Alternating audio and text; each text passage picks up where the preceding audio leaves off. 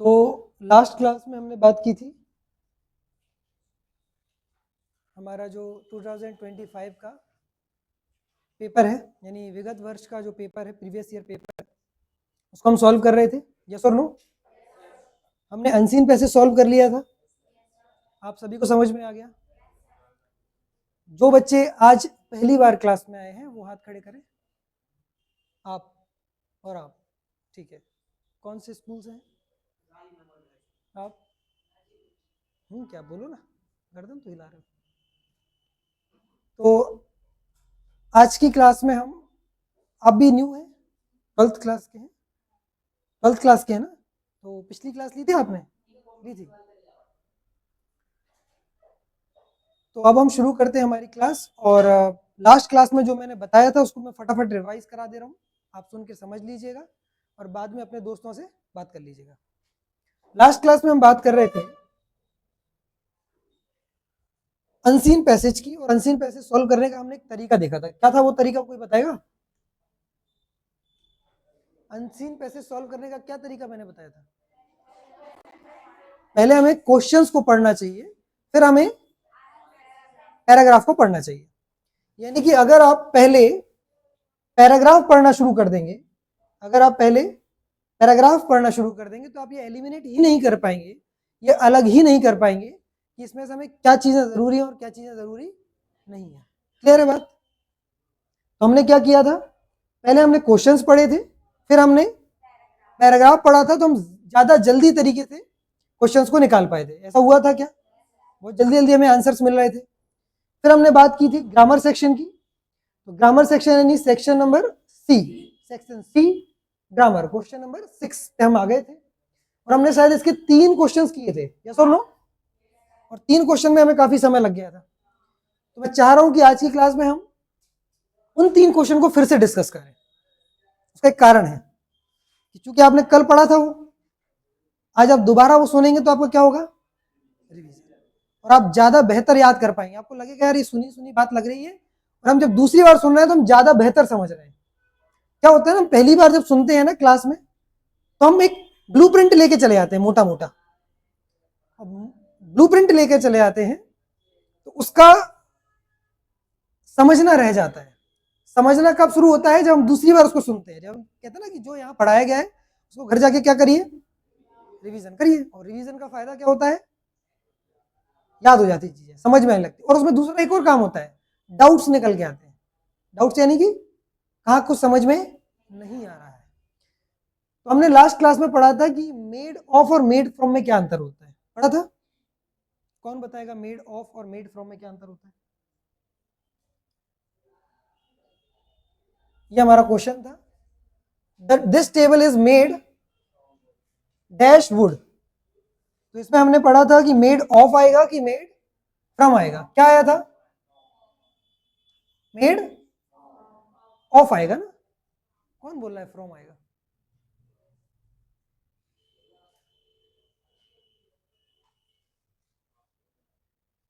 क्या हुआ, मैंने क्या लिखवा दिया, फ्रॉम लिखवा दिया क्या? तो फिर फ्रॉम क्यों बोल रहा है भाई? क्या आएगा? मेड ऑफ आएगा।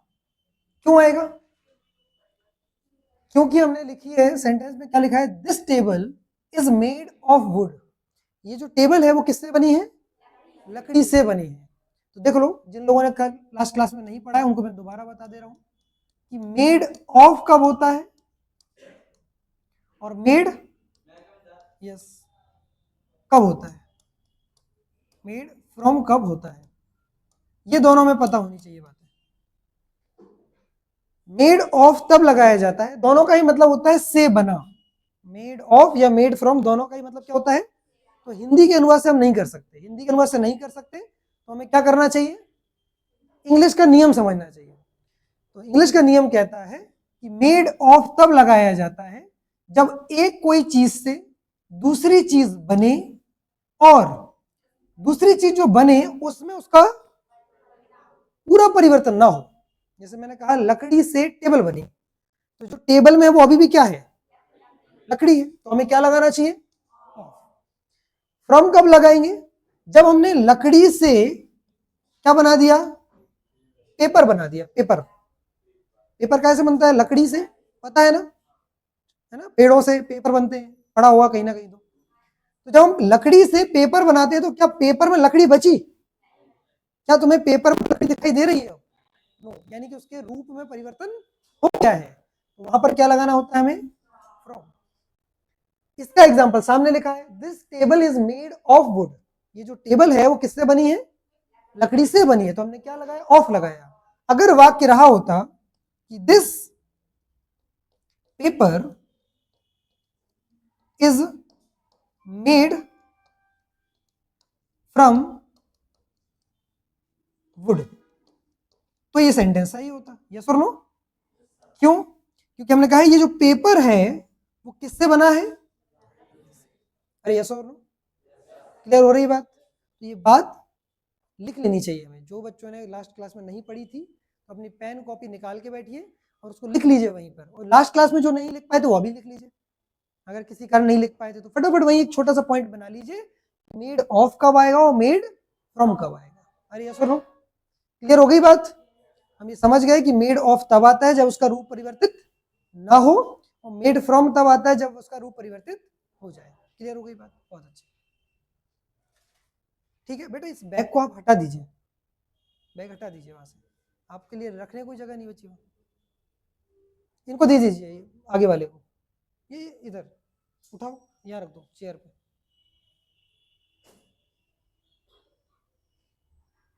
ठीक है, अगला हमने सेंटेंस क्या किया था? हाँ, विथ कहाँ लगता है? वेरी गुड क्वेश्चन, किसी ने नहीं पूछा अभी तक। बताइए विथ कहाँ लगेगा?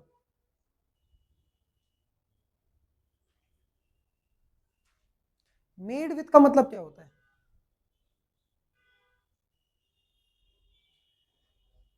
अच्छा, थोड़ा लॉजिक लगाओ, कैसे कैसे बन सकता है? मेड विथ कब बोलेंगे हम? वेरी गुड, की सहायता से। हिंदी अनुवाद तो सही है, लेकिन एग्जांपल दो मुझे, तब तो मैं मानूंगा कि सही है। मेड विथ पूछ रहा हूँ मेड विथ। ये क्लासरूम किन चीजों से बना है? समझ गए? समझ गए? एक कोई चीज कई सारी चीजों के मदद से बनी हो। कंप्यूटर क्या क्या है उसमें? Mouse, keyboard, monitor, CPU, etcetera etcetera, है ना, स्पीकर और आदि आदि चीजें। समझ गए? क्लियर हो गया? तो विद कहाँ लगाते हैं? जब बहुत सारी चीजों के कंपाइलेशन से कोई चीज बनी हो। ऑफ कब लगाते हैं? बनी हो, रूप परिवर्तित ना हुआ हो। फ्रॉम कब लगाते हैं? जब रूप परिवर्तित। Very nice. और ऑफ का यहाँ कोई रोल नहीं है। ओ डबल एफ मतलब बंद होना होता है ना। ऑफ, ऑन और ऑफ सुना है? पंखा ऑन कर दिया, पंखा, तो इसका यहाँ कोई गेम है ही नहीं। चलिए, यस। अगला एग्जांपल था, would you like to have dash tea और कॉफी। वुड यू लाइक, याद है? बहुत अच्छे से मैंने समझाया था सम और एनी के बीच में डिफरेंस पढ़ाया था। अरे यस और नो? यहाँ फर्स्ट बेंच क्या पढ़ा था हमने? तो जिनको पता है वो फटाफट बोलेंगे। हमने पढ़ा था कि सम का यूज कहां करते हैं? पॉजिटिव सेंटेंसेस के साथ। यस और नो? दूसरा हमने पढ़ा था कि यदि सेंटेंस की शुरुआत वुड से हो तब भी किसका यूज करते हैं? अगर सेंटेंस की शुरुआत विल से हो तब भी किसका यूज करते हैं? अगर सेंटेंस में कहीं भी प्लीज वर्ड आ जाए तो सम, अगर वर्ड काइंडली आ जाए तब भी क्या? ये चारों वर्ड्स, यानी कि ये दोनों शुरू में अगर आ जाएं और ये दोनों कहीं भी आ जाएं, ये किसका भाव प्रदर्शित करते हैं? पोलाइट रिक्वेस्ट का। किसका? पोलाइट रिक्वेस्ट, विनम्र निवेदन। और जब भी हम विनम्र निवेदन करते हैं तो हम किसको यूज करते हैं? सम का यूज कर सकते हैं। यस और नो? ये हमें याद रखना है। सम का यूज कहां करना है? अगर वाक्य पॉजिटिव हो, अगर वाक्य किससे शुरू हो? Would say. अब यहां सोचने वाली बात यह है, अच्छा मैं एनी और समझा देता हूं फिर समझिएगा। एनी, एनी का इस्तेमाल तब करना है जब वाक्य नेगेटिव हो और इंटेरोगेटिव हो। यस और नो? लेकिन क्या इतनी ही कंडीशन है? आंसर है नहीं, इसके अलावा भी है। वो क्या है? अगर वाक्य में क्या हो, hardly, rarely, scarcely, seldom, never और विदाउट, और कुछ भी है क्या? अगर ये आ जाए किसी वाक्य में, तब सेंटेंस भले ही नेगेटिव भी ना हो, तब भी उसमें क्या आएगा? क्यों? क्योंकि ये वर्ड्स अपने आप में ही नेगेटिव होते हैं। ये वर्ड्स अपने आप में ही कैसे होते हैं? अगर ये नेगेटिव होते हैं मतलब सेंटेंस कैसा हो गया? तो क्या आना चाहिए? मैंने कहा इंट्रोगेटिव सेंटेंस में क्या आना चाहिए, लेकिन अगर मैं इस वाक्य को देखूं तो ये वाक्य कैसा है? इंट्रोगेटिव। अरे यस और नो? क्या लिखा है? Would you like to have tea और कॉफी? क्या लगा है इसमें? क्वेश्चन मार्क, यानी ये प्रश्नवाचक है। कायदे से अगर हम देखें तो इंट्रोगेटिव है तो क्या आना चाहिए था, लेकिन हम आंसर क्या बोल रहे हैं? उसका कारण क्या है? यस, सेंटेंस शुरू किससे हुआ है? वुड से शुरू होना, यानी हेल्पिंग वर्ब से वाक्य की शुरुआत होने का मतलब है कि प्रश्न बनेगा, इज दिस योर बैग? क्या यह तुम्हारा बैग है? तो वाक्य किससे शुरू हुआ? इज से। यानी कि जब भी हेल्पिंग वर्ब से वाक्य शुरू होता है तो वो कैसा वाक्य बनता है? इंट्रोगेटिव, प्रश्नवाचक वाक्य बनता है। समझ में आ रही इतनी बात? लेकिन अगर विल या वुड से वाक्य शुरू होता है, भले ही फिर वो क्या हो? प्रश्नवाचक हो, तब भी क्या आता है? सम आता है। क्यों? क्योंकि उससे किसका भाव निकल रहा होता है? विनम्र निवेदन का भाव निकल रहा होता है, और वहां हम किसका यूज कर सकते हैं? सम का यूज करते हैं। क्लियर हो रही बात? ये सम और एनी मैंने दोबारा पढ़ा दिया है, जो बच्चे लास्ट क्लास में नहीं आए थे और जो आए थे उनका रिवीजन हो गया होगा, याद हो गई होगी बात पूरी। बहुत अच्छी बात है। क्लियर हो गया? पॉजिटिव वाक्य तो सम, नेगेटिव और इंट्रोगेटिव तो एनी। लेकिन ये एक्सेप्शन, इन्हें अपवाद कहते हैं। अगर वुड से शुरू हो जाए और विल से शुरू हो जाए तो वाक्य के शुरू में, अंत में, बीच में कहीं भी प्लीज या काइंडली आ जाए तो, क्योंकि प्लीज और काइंडली का मतलब क्या होता है? कृपया, है ना? देन हार्डली, रेयरली, स्कैर्सली और सेल्डम, ये चारों शब्दों का मतलब होता है ना के बराबर। हार्डली, रेयरली, स्कैर्सली और सेल्डम, इन चारों का ही मतलब क्या होता है? ना के बराबर। नेवर, कभी नहीं, और विदाउट मतलब के बिना। मतलब ये 6 के 6 वर्ड्स कैसे हैं? अपने आप में नेगेटिव है, और नेगेटिव है तो क्या आता है? ये एग्जांपल रहा। क्लियर हो गई बात? आगे बढ़ जाए? नोट कर लिया जो बच्चे कल नहीं आए थे? अब नहीं करो, है ना? अब है ना, दोस्तों की कॉपी लेके करिएगा, है ना? समय ज्यादा जाएगा, है ना? बिल्कुल एग्जैक्टली मैंने ऐसे ही लिखवाया हुआ है। आपको समझ में आ गई बात तो आप आसानी से लिख पाएंगे। अगला example, I know dash boy who cheated you. The correct answer क्या था? क्यों?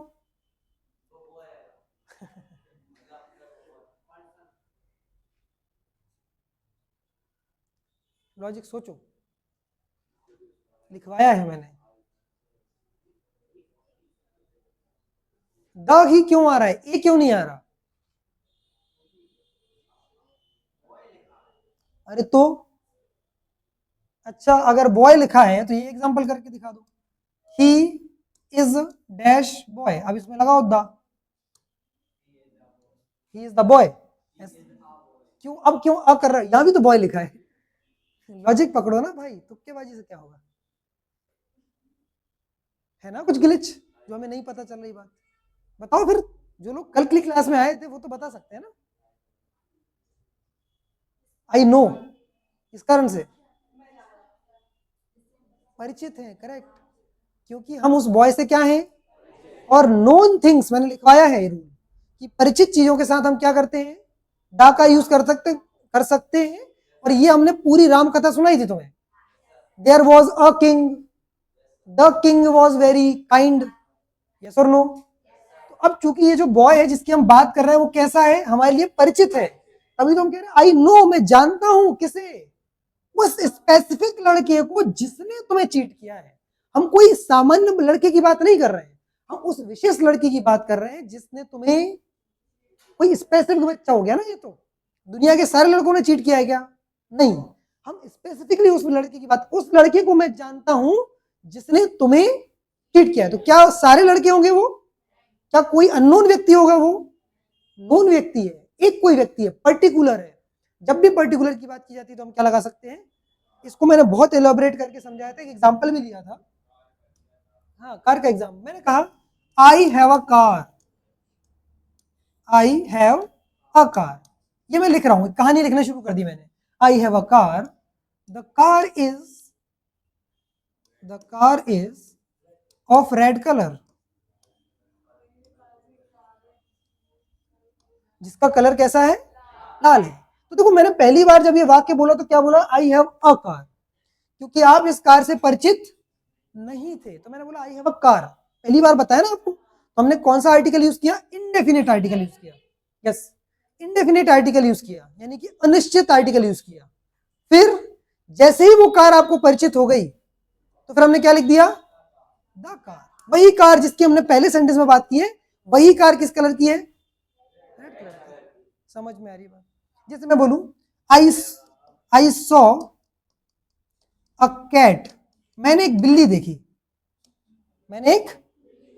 अब मैं पहली बार सुना रहा हूं ये कहानी, तो मैं क्या कह रहा हूं, आई सॉ अ कैट, मैंने एक कोई बिल्ली देखी या एक बिल्ली देखी, ठीक है। अब जब मैं दूसरी बार उस बिल्ली के बारे में बताऊंगा तो मैं लिखूंगा द कैट, क्योंकि अब मैं उसी बिल्ली की बात दोबारा कर रहा हूं। अरे यस और नो? तो the cat was of black colour, वो जो कैट थी वो किस कलर की थी, ब्लैक कलर की थी, है ना। समझ में आ रही है बात? गया कुछ भेजे में भेजा। हाँ। चलो आगे बढ़ जाए। अब यहां से आज हमें पढ़ना है, ये 3 क्वेश्चन हम कल कर चुके थे, हालांकि 4th भी कर चुके थे थोड़ा थोड़ा। यस और नो? एक टेबल बनाई थी हमने कुछ। देखो सिंस और फॉर जो होते हैं, या देखो जरा, इनको कहा जाता है टाइम रिप्रेजेंटिंग वर्ड्स, समय दर्शाने वाले शब्द। सिंस और फॉर आपने सुने हैं, और प्रेजेंट परफेक्ट कंटिन्यूअस या पास्ट परफेक्ट कंटिन्यूअस या फ्यूचर परफेक्ट कंटिन्यूअस, कुल मिला के परफेक्ट कंटिन्यूअस टेंस जहां भी आता है वहां पर सिंस और फॉर को लगाया जाता है। अब आपको ये क्लिक होना चाहिए कि परफेक्ट कंटिन्यूअस टेंस कौन सा है। तो परफेक्ट कंटिन्यूअस टेंस वाली मैंने टेबल बताई थी, सबसे नीचे वाली। यस और नो? कौन कौन सी हेल्पिंग वर्ब होती है उसमें, हैज या have plus been, had plus been, और विल या shall plus have plus been. Yes और नो? अगर सिंस फॉर आया है, सुनना ध्यान से, ये बात बड़ी वाइस वर्षा है, अगर ऐसा होगा तो वैसा होगा, वैसा होगा तो ऐसा होगा। कैसा कि अगर ये हेल्पिंग वर्ब है तो सिंस फॉर आया होगा, और सिंस फॉर आया है तो ये हेल्पिंग वर्ब होनी चाहिए। समझ गए? अरे यस और नो? अगर इनमें से कोई भी हेल्पिंग वर्ब होगी तो आगे क्या होगा, सिंस फॉर होगा। और अगर सिंस फॉर आगे है तो यहाँ हेल्पिंग वर्ब क्या रही हुई, इनमें से कुछ रही हुई। ऑप्शंस देख लो, इज रेनिंग लिखा है क्या, हटाओ। वॉज रेनिंग लिखा है क्या, नहीं। रेन्स लिखा है, सिंपल। तो क्या बना, इट हैज बीन, देखो हैज बीन रेनिंग, वर्ब की फर्स्ट फॉर्म प्लस आईएनजी। मैंने ये भी बताया था लास्ट वाली लाइन में वर्ब की फर्स्ट फॉर्म और आईएनजी आते हैं, जिसको वर्ब की 4th फॉर्म भी कहा जाता है। क्लियर हो गई बात? अब देखो एकदम से मैं नहीं समझा सकता आपको, उसके लिए मैं एक आराम से आपको टेंस की छोटी सी क्लास दूंगा। अभी हम चूंकि पेपर सॉल्व कर रहे हैं तो हम पेपर के नजरिए से देख रहे हैं। आप क्या चाहते हैं बताओ, इसको थोड़ा डिटेल में समझा दें, सब बताओ। कुछ लोग तो सर हिला रहे हैं, कुछ लोग कह रहे हैं सर कहाँ फंसा रहे हो, एक क्वेश्चन के चक्कर में आप 1 घंटा लगा दोगे, है ना? नहीं ना? या हाँ? अच्छा हाथ खड़े करवा लेते, कौन कौन चाहता है समझना। लोकमत बहुमत देखते हैं किसका है। 6 7 8 9 10 11 12 13 14, और जो नहीं चाहते वाले उठाओ ईमानदारी से हाथ, क्या हो गया, डरना क्या उसमें, मैं बंदूक लेके थोड़ा खड़ा हूँ। तो चलो आप लोग बहुत गंदे तरीके से हार गए हो, तो थोड़ा सा समझाऊंगा मैं, है ना? सुन लो, बहुत ही आसान तरीका है। जो टेबल मैंने उस दिन बनवाई थी उसी टेबल को मैं फटाफट यहाँ लिखूंगा, और उसमें क्या हेल्पिंग वर्ब्स लगनी चाहिए अकॉर्डिंगली वो आप देख लीजिएगा, है ना? साथ साथ लिखते जाना तो समय आधा हो जाएगा, है ना, बजाय कि मैं आपसे अलग से कहूं कि आप लिखना शुरू करिए। अब देखो यहां पर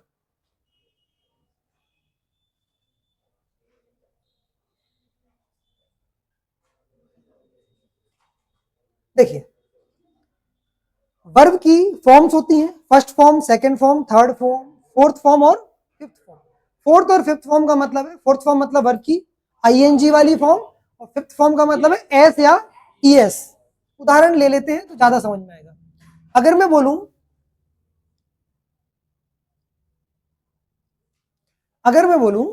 कि वर्ब की फर्स्ट फॉर्म गो है, तो सेकंड फॉर्म क्या होगी? वेंट होगी, यस और नो। थर्ड फॉर्म क्या होगी? गॉन होगी। फोर्थ फॉर्म क्या होगी? गोइंग होगी। और फिफ्थ फॉर्म क्या होगी? गोइज नहीं, गोज, यस और नो। अब यह एक टेबल देखो, इस टेबल में ये मत लॉजिक लगाना कि क्या टेंस क्या है, वो बाद में लगाना, पहले टेबल देखना सीख लो। क्या है टेबल? वो कहती है टेबल की डू और डज होते हैं हेल्पिंग वर्ब, डिड होता है एक हेल्पिंग वर्ब, और विल और शैल होते हैं।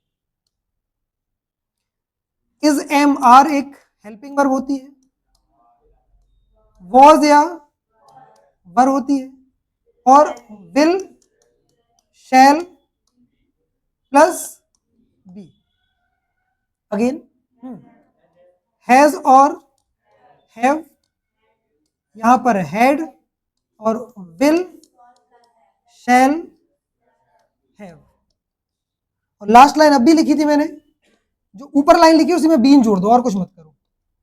Have plus been, had plus been, और will, shall plus have plus been, yes और नो। क्लियर? अगर मैं इसी को इसमें लाइन खींच दूं तो टेबल बन जाएगी।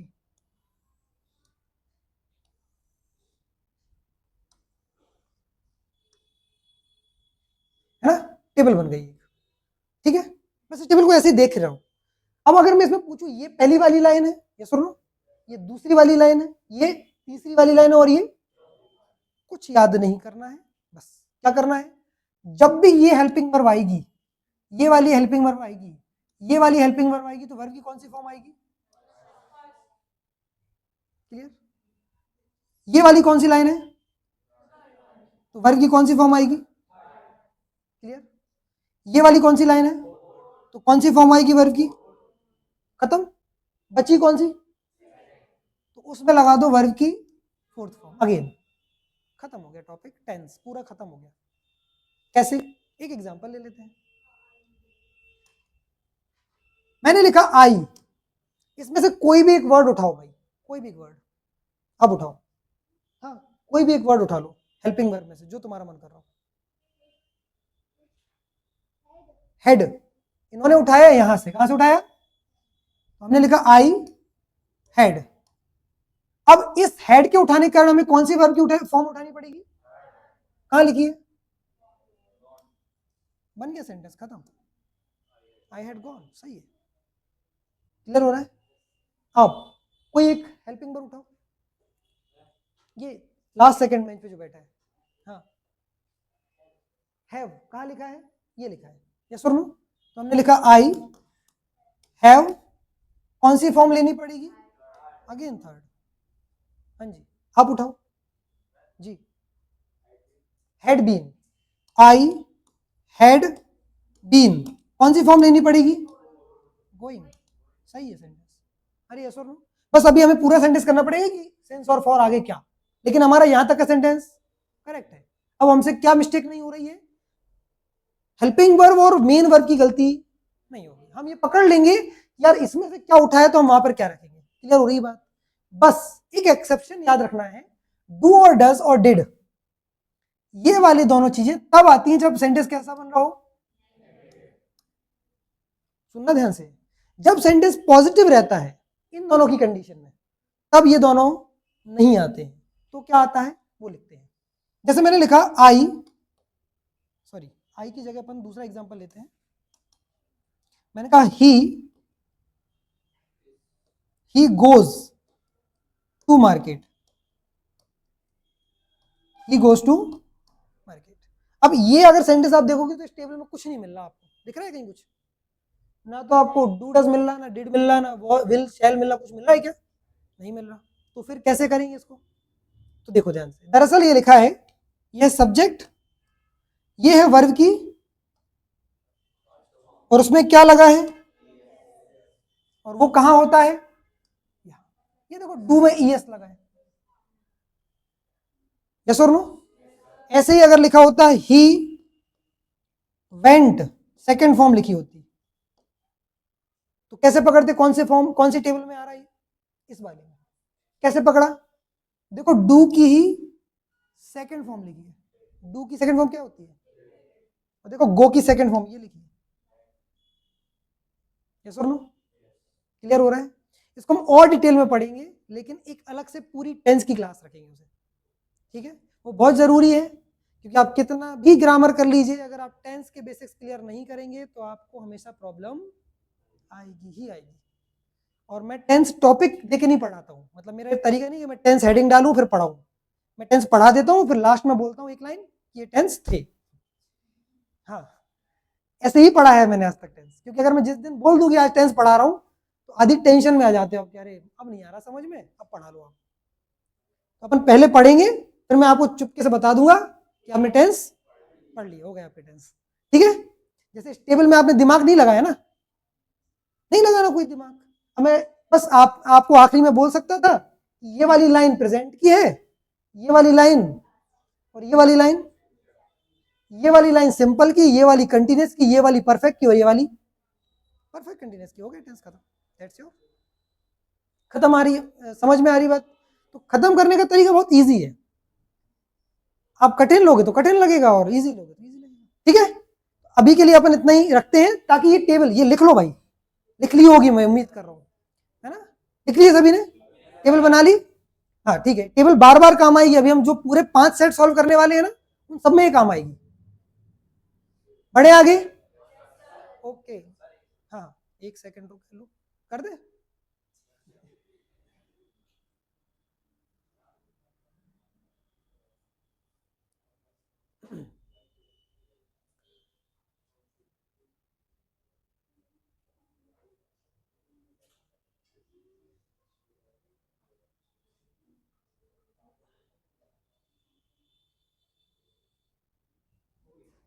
बढ़े आगे।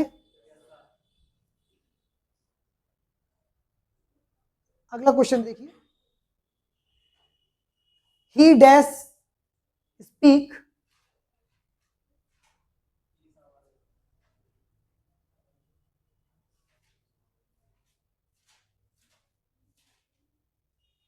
he dash speak English fluently, yes, क्या आना चाहिए, क्यों, एबिलिटी तो कुड भी बताता है भाई,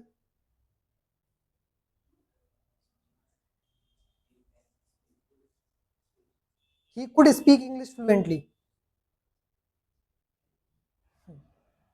कैन करेक्ट आंसर है, क्योंकि वो एबिलिटी और कैपेसिटी बताता है, एकदम करेक्ट आंसर है, कैन ही आंसर है। कैन एक मॉडल वर्ब है, लिख लो इस बात को भी शॉर्ट में, कैन एक मॉडल हेल्प मीन, कैन एक मॉडल हेल्पिंग वर्ब है,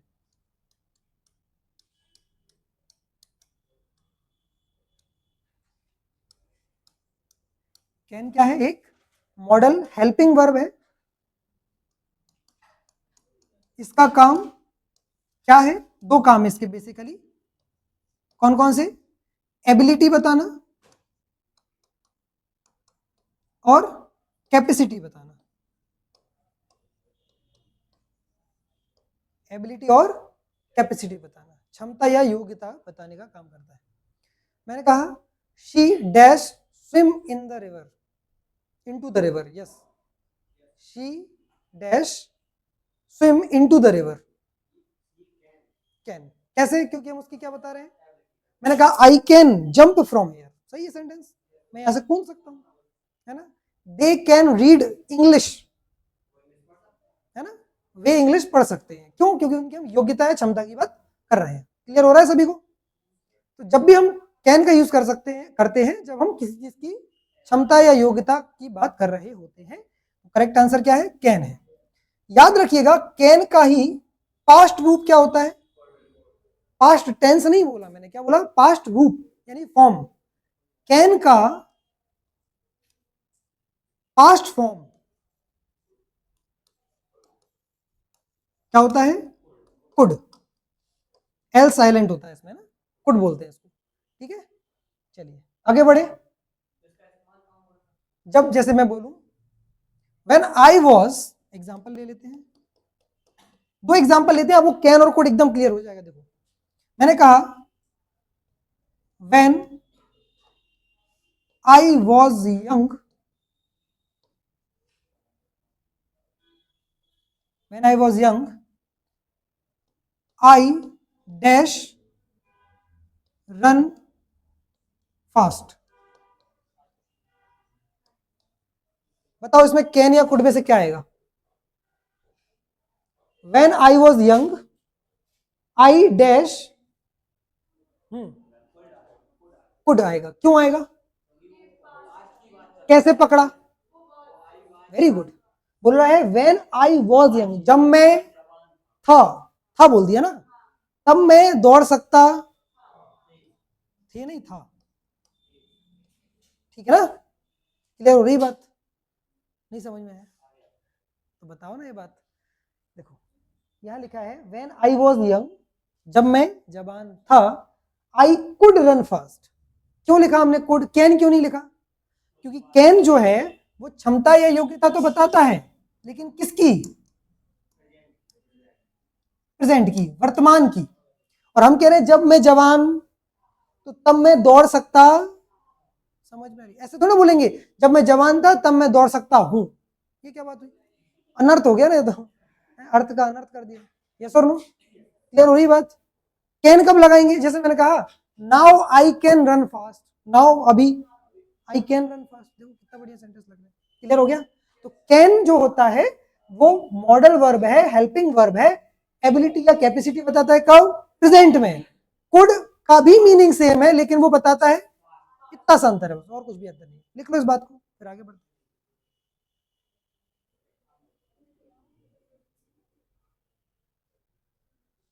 अगला सेंटेंस सोच के रखिए आंसर, और लॉजिक सोचिएगा। सोच लिया? Very good.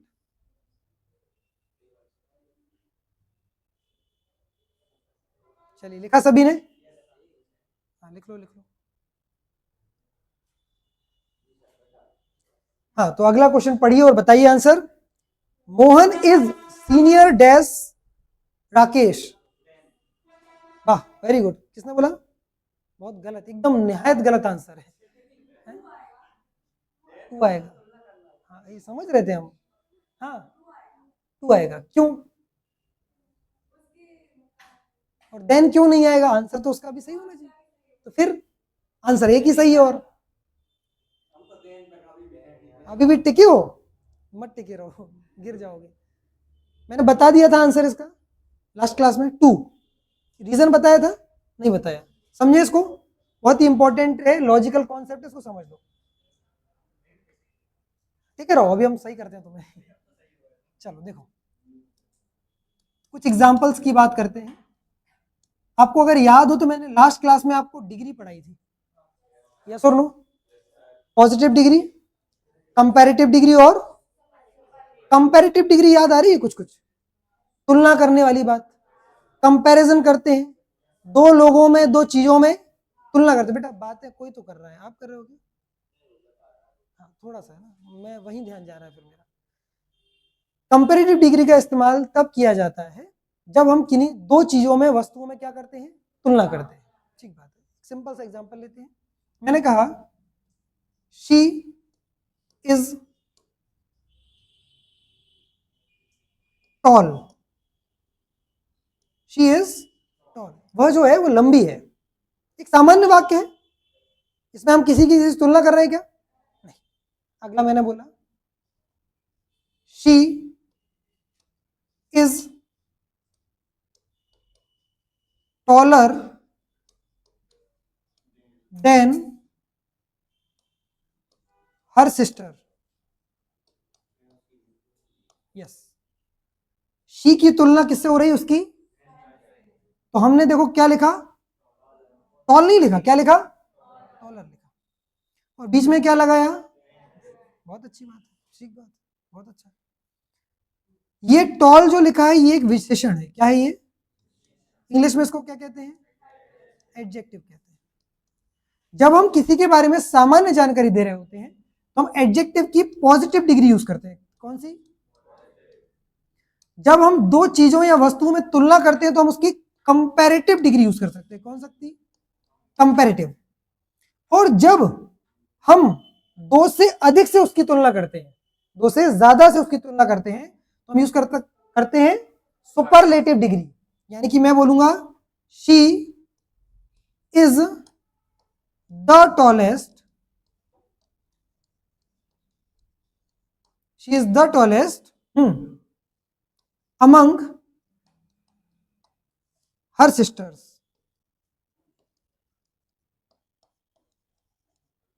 वो जो है वो सबसे लंबी है अपनी बहनों में। अब बहनों की संख्या नहीं दी तो दो से ज्यादा ही होंगी, तभी तो बहनों में मतलब दो से तो ज्यादा ही होंगी। अगर दो ही होती तो हम यही बात बोल के छोड़ देते ना, दो से ज्यादा होंगी तो हमने क्या कह दिया कि वो जो है वो लंबी है उसकी बहनों में। तो अब हम जब भी हम दो से अधिक से किसी की तुलना करते हैं तो हम कौन सी डिग्री यूज कर सकते हैं? Superlative degree. और उसके पहले हम क्या लगाते हैं? हमने इसके चक्कर में पूरी कहानी पढ़ी थी, याद होगा कि दा का यूज कहां किया जाता है? सुपरलेटिव डिग्री के साथ किसका यूज किया जाता है? दा का यूज किया जाता है। हमने पढ़ा था, लिख लो जिन लोगों ने नहीं पढ़ा है, कि दा का यूज हमें कहां करना है? सुपरलेटिव डिग्री के साथ दा का यूज करना है। अब वापस इस बात पे आते हैं। यहां देखो, जब भी हम कंपैरिजन करते हैं तो हम बीच में क्या लगाते हैं? कंपैरेटिव डिग्री के बाद देन क्या लगाते हैं बेटा? यहां देखो सभी, एक एग्जांपल और लेते हैं। मैंने कहा यस, एक और एग्जांपल देखो, क्या देखा हमने? यहां देखो सभी, हम कंपैरेटिव डिग्री के बाद क्या लगाते हैं? क्या लगाते हैं? यस और नो? समझ में आ रही बात? इतना नोट कर लिया? नोट करते चलो ना आप लोग, करते चलो भाई, साथ साथ लिखते चलिए। आप तो मैं समझाता हूं तब तक लिखा करिए। कर दे रहा हूं, लिख रहे हैं ना अभी?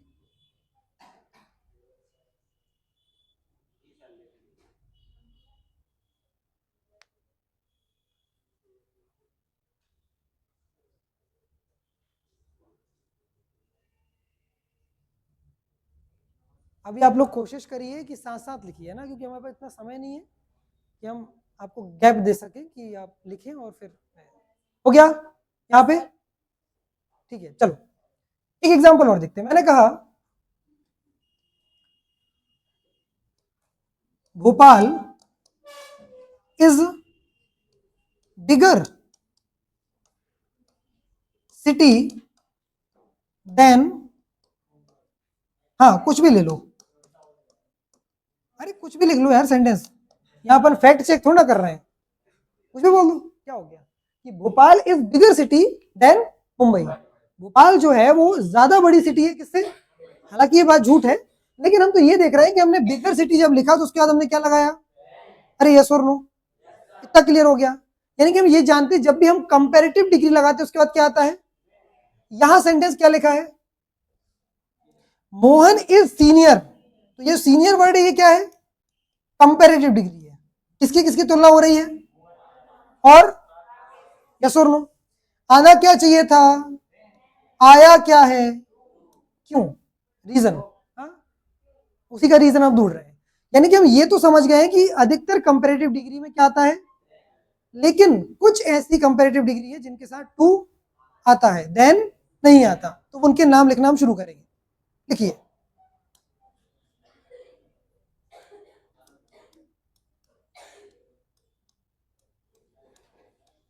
एक्सेप्शंस, अपवाद। पहला सीनियर ही लिख लीजिए,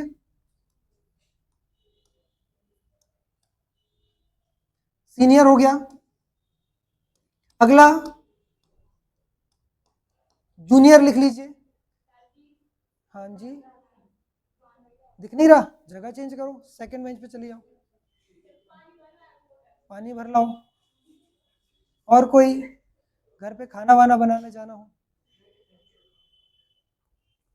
अगला वर्ड है प्रेफर। अगला वर्ड है inferior.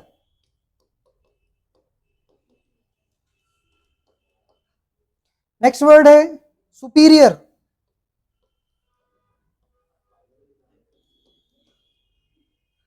Senior, junior, prefer, inferior, ठीक है। तो ये 5 वर्ड है, ठीक है। ये 5 वर्ड जो है, इन 5 वर्ड के साथ हमेशा क्या आता है? क्यों?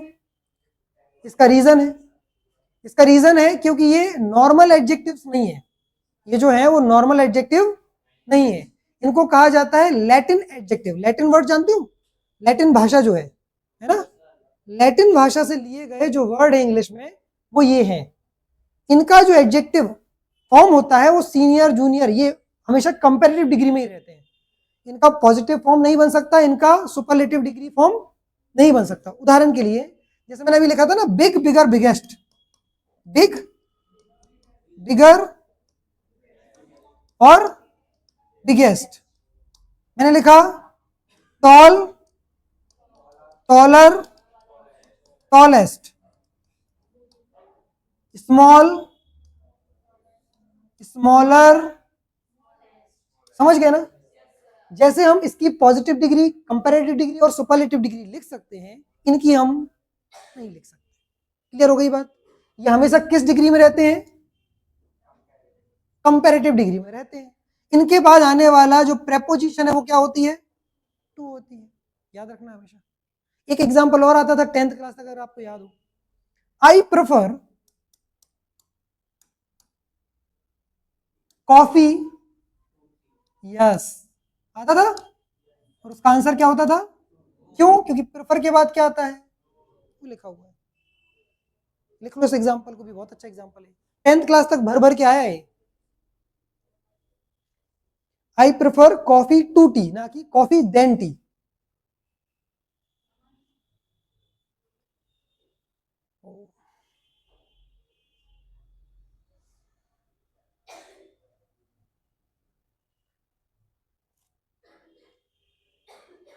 सीधे बैठाइए भाई साहब जी, नहीं सीधे नहीं है आप।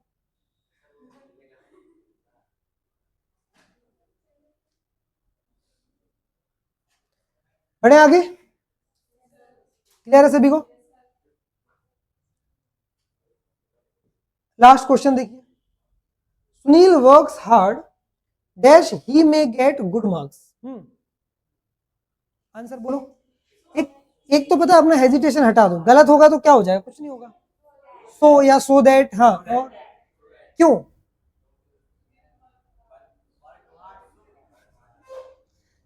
अजीब अजीब से लॉजिक मत दो, ठीक है, कुछ भी तुक्केबाजी खाली। देखो एक काम करो, बाकी के क्यों गलत है ये देख लो, तो भी कर सकते हो। देखो, सुनील वर्क्स हार्ड, सुनील जो है वो मेहनत करता है, इसका मतलब है और, एंड का मतलब हिंदी में क्या होता है? और। सुनील मेहनत करता है खूब और वह अच्छे नंबर पा सकता है, या पा लेगा। और आ सकता है क्या? किसी भी हालत में नहीं। सुनील वर्क्स हार्ड दो, हालांकि, हालांकि ही में गेट, ऐसा हो सकता है क्या? वो पा सकता है, ये भी नहीं होगा। इसका मतलब हालांकि होता है, हटा दो, दो ऑप्शन हट गए, अब बचे दो। एक बचा है सो और एक बचा है सो दैट। सो तब आ सकता था जब आगे चल के कहीं दैट आया हो, क्योंकि सो का मतलब होता है इतना, और फिर इसका मतलब होता है कि। उदाहरण के लिए, वह इतना परेशान है कि वह स्कूल नहीं आ सकता, वह इतना बीमार है कि आज उठ ही नहीं सका, वह इतना कमजोर है कि चल ही नहीं सकता, ही इज सो वीक दैट। समझ में आ रही बात? ये वाला सो तब आता जब इस वाले वाक्य में कहीं आगे चल के क्या आया होता? दैट। और इस सो दैट का मतलब होता है ताकि, पूरे का ही मतलब होता है ताकि। इस सो दैट का मतलब क्या होता है? Sunil works hard so that, ताकि ही में गेट, ताकि उसके अच्छे नंबर आए। समझ में आ रही बात? और इस सो और दैट का मतलब क्या होता है? जब सो और दैट के बीच में गैप होता है, इसका मतलब होता है इतना कि वह इतना बीमार है कि वह विद्यालय नहीं आ सका, वह इतना कमजोर है कि वह दौड़ नहीं सकता। समझ में आ रही बात? इन सो दैट के बीच में गैप होता है, और इस सो दैट के बीच में गैप और इसका अर्थ क्या निकलता है, इसलिए यहां पर हमें किसकी जरूरत है, ताकि, सो दैट की। क्यों, क्योंकि अगर हम यहाँ पे सो लगा देंगे तो आगे कहीं दैट मिलना चाहिए, अकेला हमने सो लगा दिया। समझ में आ रही है बात, नोट कर लो, आगे बढ़ते। हो गया, सभी ने लिख लिया, आगे बढ़े। अगला जो क्वेश्चन आ रहा है, हाँ, उसमें फर्स्ट क्वेश्चन जो उसका आ रहा है वो है एक्टिव पैसिव वॉइस का। और आप लोगों ने अभी अभी सबूत दिया है कि टेंस हमारे क्लियर, एक्टिव पैसिव उसकी अगली स्टेज है। तो मैं उस क्वेश्चन को अभी क्या कर रहा हूँ, स्किप कर रहा हूँ, क्योंकि पहले मैं टेंस पढ़ाऊंगा, तब आपको एक्टिव पैसिव के क्वेश्चन समझ में आएंगे। स्वाभाविक बात है, जिसको आ रहा है आंसर वो बता दो, बहुत अच्छी बात है। बताओ भाई किसको आ रहा है, मैं आंसर तो अभी बता सकता हूँ, कोई दिक्कत नहीं है, लेकिन समझाने में समय लगेगा, क्योंकि पहले आपको टेंस क्लियर करने पड़ेंगे अच्छे से।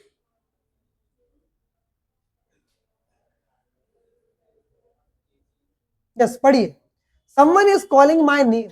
यस, मैं आंसर तो बता सकता हूं, लेकिन हाँ, my name is is calling,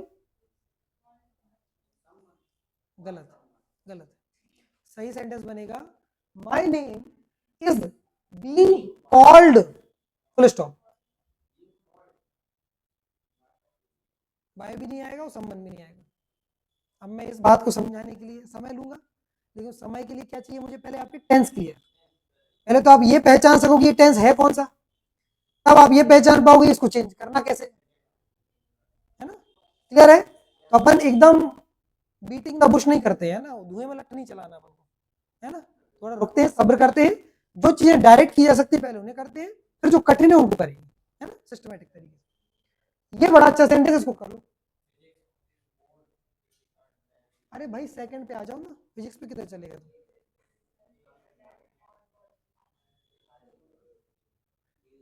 he is intelligent, he is hard working. Instruction पढ़िए, क्या लिखा है, कंबाइन करना है हमें सेंटेंसेस को, दो वाक्य हैं अलग अलग, दो वाक्य। इस बात का सबूत यह है कि इसमें देखो दो फुल स्टॉप है, मतलब कितने वाक्य हैं, इन दो वाक्यों को हमें क्या करना है, जोड़ना है, किससे, बोथ और, ठीक है, करिए ट्राई, करो, करो मतलब लिखो, बोलना नहीं है।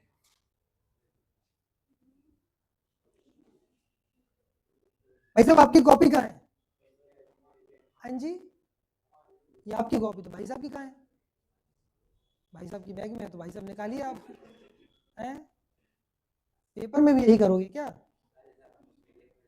अपनी में लिखो ना।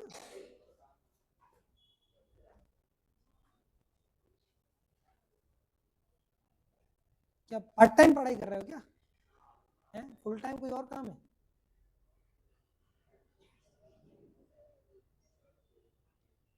तो आप भी आज फर्स्ट क्लास में आए, कौन से स्कूल से हैं, सब एक ही जगह से हैं मैक्सिमम, हाँ एक ही थाली के चट्टे बट्टे हैं सारे। तो आज 26 जनवरी मना के आए हो सब, हैं, बहुत बढ़िया, बना, बताइए कोई, करेक्ट है, बाकी सब लोगों ने यही बनाया, नहीं बनाया, चलिए जिनने बना लिया अच्छी बात है। तो देखिए कैसे बनेगा ये सेंटेंस में, कहा जा रहा था ही इज इंटेलिजेंट और ही इज हार्ड वर्किंग। अगर हम ध्यान से देखें तो इस सेंटेंस में दो विशेषणों का यूज किया गया है, एडजेक्टिव का यूज किया गया है। ही जो है वो इंटेलिजेंट है, और वह जो है वो क्या है, हार्ड वर्क, मतलब उसके अंदर कितने गुण हैं, दो। जब भी हमें दो बोलना हो तो हम बोल सकते हैं बोथ, क्या बोल सकते हैं, और दोनों विशेषणों को हम किससे जोड़ सकते हैं, एंड से जोड़ सकते हैं, किससे जोड़ सकते हैं। इसका आंसर तो बता दिया इन्होंने, क्या बोला इन्होंने, ही इज बोथ, वो जो है वो क्या है, दोनों हैं, क्या क्या, इंटेलिजेंट एंड हार्ड वर्किंग।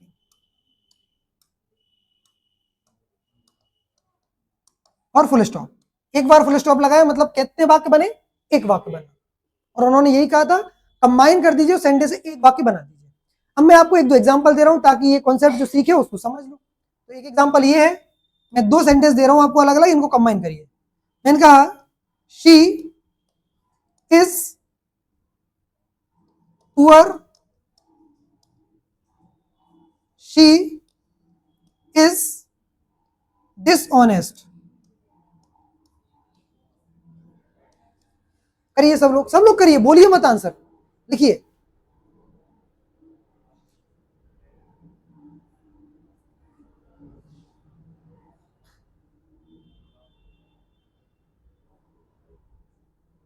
वाह, लास्ट बेंच, लास्ट बेंच पे कौन है? आप ही हो? किसका इंतजार कर रही हो? करो ना, कोई आ रहा है क्या पेन लेके?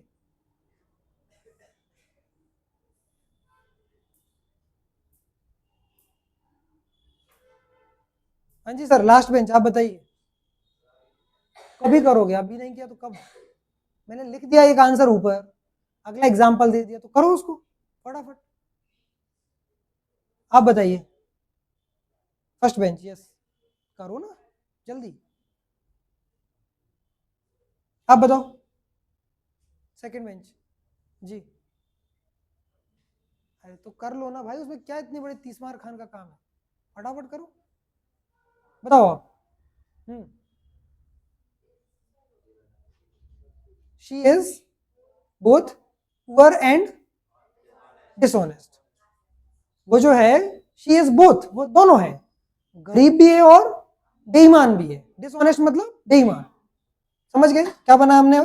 She is both poor and dishonest. इसमें समझने वाली बात देखो क्या है, बोथ के उस तरफ एंड से जुड़ने वाले दोनों विशेषण एक ही तरीके के हैं, उनमें या तो खासियत है या फिर बुराई है। ही इज बोथ, वो दोनों है, इंटेलिजेंट है और हार्ड वर्किंग, होशियार भी है और मेहनती भी है। और यहां पर क्या बोल रहे हैं? शी इज पुअर, वो गरीब भी और बेईमान भी। डिसऑनेस्ट मतलब बेईमान, क्लियर हो रही बात? तो गरीब होना और बेईमान होना दोनों नेगेटिव वर्ड है, नकारात्मक वर्ड है।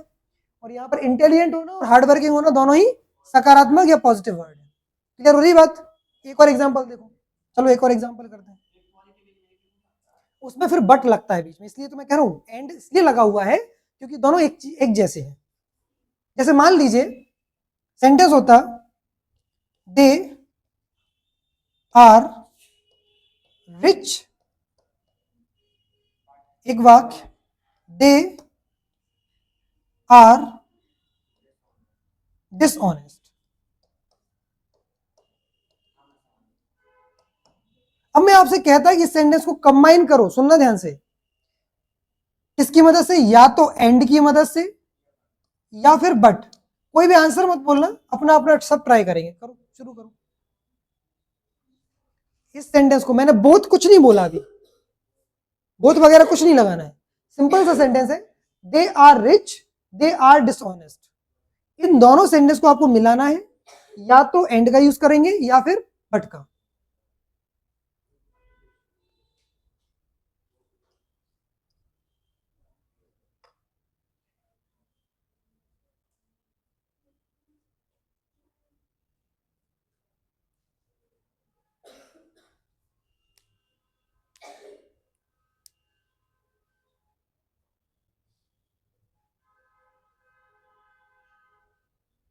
डन हो गया सभी का?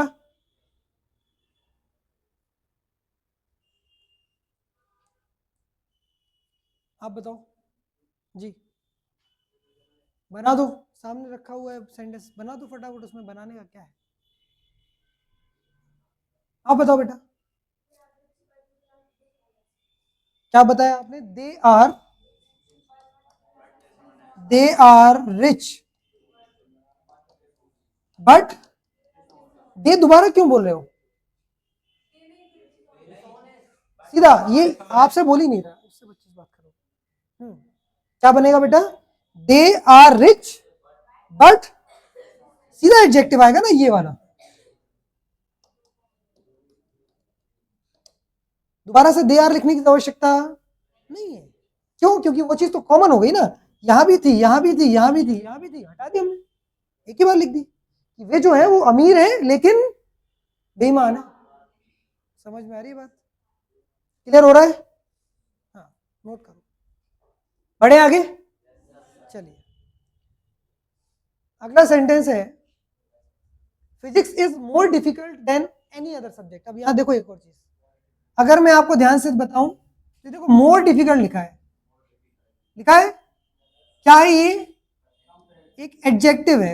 एडजेक्टिव की कौन सी डिग्री है, इस बात का सबूत कहां मिल रहा है, यहां मिल रहा है, ये देन लगा है।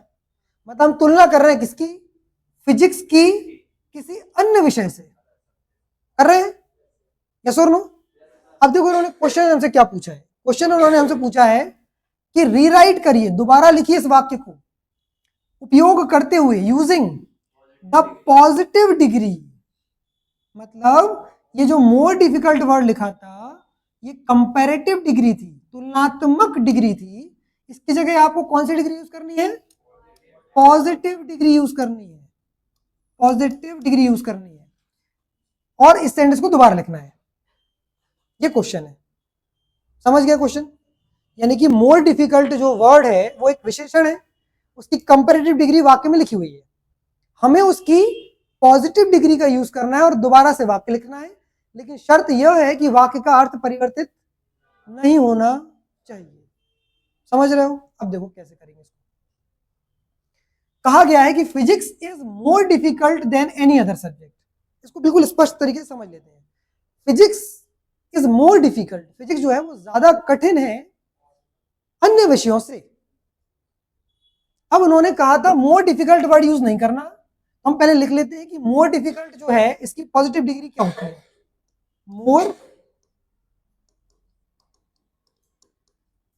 डिफिकल्ट, तो इसकी पॉजिटिव डिग्री होती है डिफिकल्ट, ठीक है। और इसकी सुपरलेटिव डिग्री होती है मोस्ट डिफिकल्ट, क्या होती है, तो समझ गए अलग अलग क्या डिग्री होती है, डिफिकल्ट, कठिन, मोर डिफिकल्ट और मोस्ट डिफिकल्ट, ये सुपरलेटिव डिग्री होती है। हमें कौन सी डिग्री यूज करनी है, पॉजिटिव डिग्री, है ना, पॉजिटिव वाली। तो इसका बनेगा सेंटेंस, ध्यान से देखना कैसे बनेगा, नो अदर सब्जेक्ट, कोई अन्य विषय, no other subject is as difficult as difficult as physics.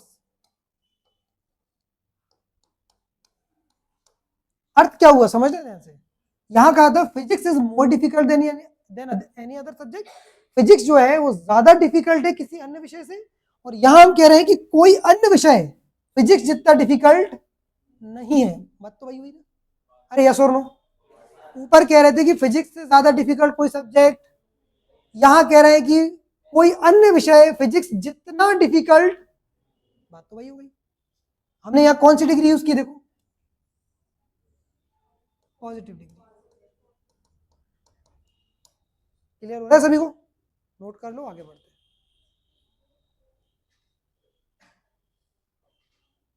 अगला वाला सेंटेंस बहुत ज्यादा इंपॉर्टेंट है, कई बार पूछा गया है, नो सूनर और एज सून एज, और अधिकतर गलतियां करते हैं, है ना, इसको जरा ध्यान से करेंगे अपन।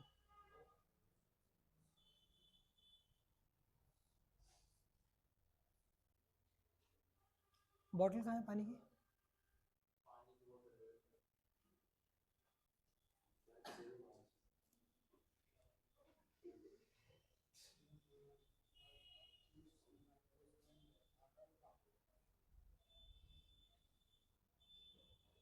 चलिए लिखा सभी ने,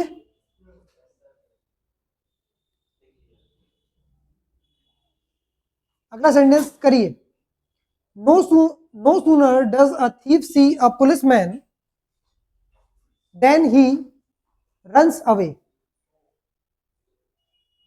rewrite the sentence using as soon as.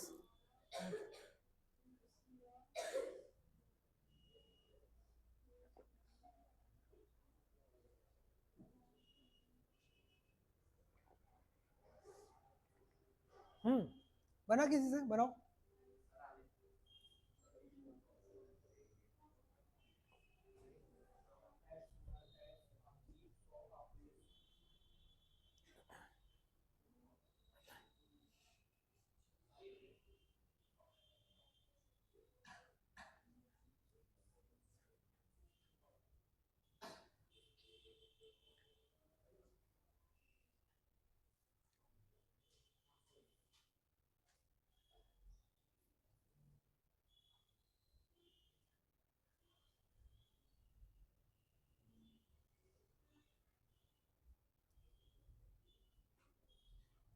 हुआ?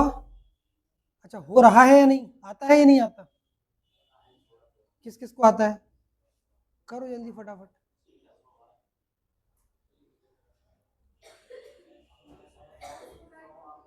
हाँ बताइए। नो सूनर,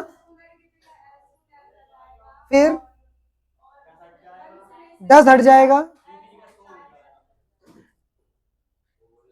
एक कोई बोलो, हाँ आप बोलो।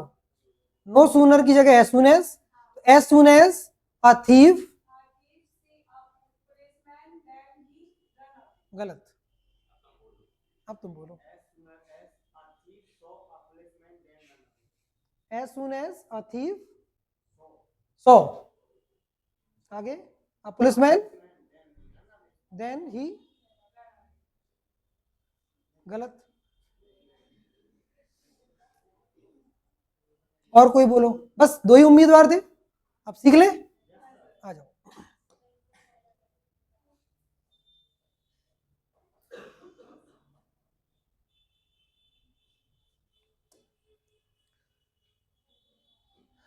सेंटेंस दो तरीके से पूछा जाता है। या तो कहा जाता है कि एज सून एज से no sooner, as soon as से नो सूनर देन में बदल दो, या फिर नो सूनर देन में देकर क्या कहते हैं, एज सून एज में बदल दो। ऐसे ही आता है क्वेश्चन, ध्यान से सुनिएगा, ध्यान से सुनिए सभी। यहां देखें, जब भी एज सून एज में वाक्य दिया रहता है, उसको अगर हम ध्यान से ऑब्जर्व करें, एज सून एज के तुरंत बाद सेंटेंस को सब्जेक्ट चाहिए होता है। क्या चाहिए होता है?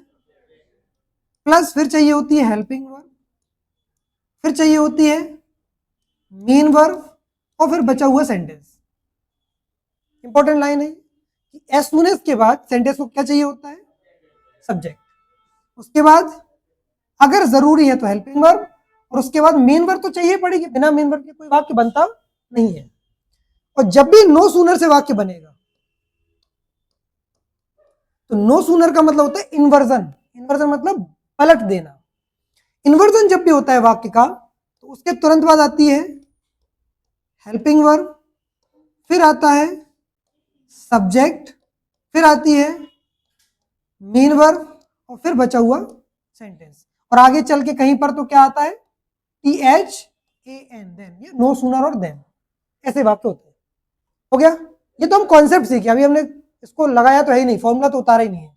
तो हम ये समझ गए कि नो सूनर के बाद हमें क्या करना होता है? हेल्पिंग वर्ब, सब्जेक्ट, और फिर। क्लियर हो रही है बात यहां तक? अब इसी बात को हम एग्जाम्पल में देखते हैं, क्या कहना चाह रहे हैं। एक सेंटेंस लिखता हूं मैं, किसमें? एज सून एज में। देखो, मैं लिख रहा हूं as soon as the student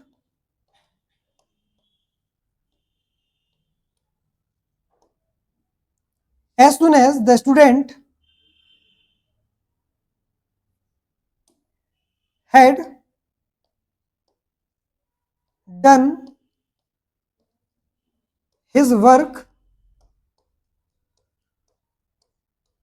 as soon as the student had done his work, he slept.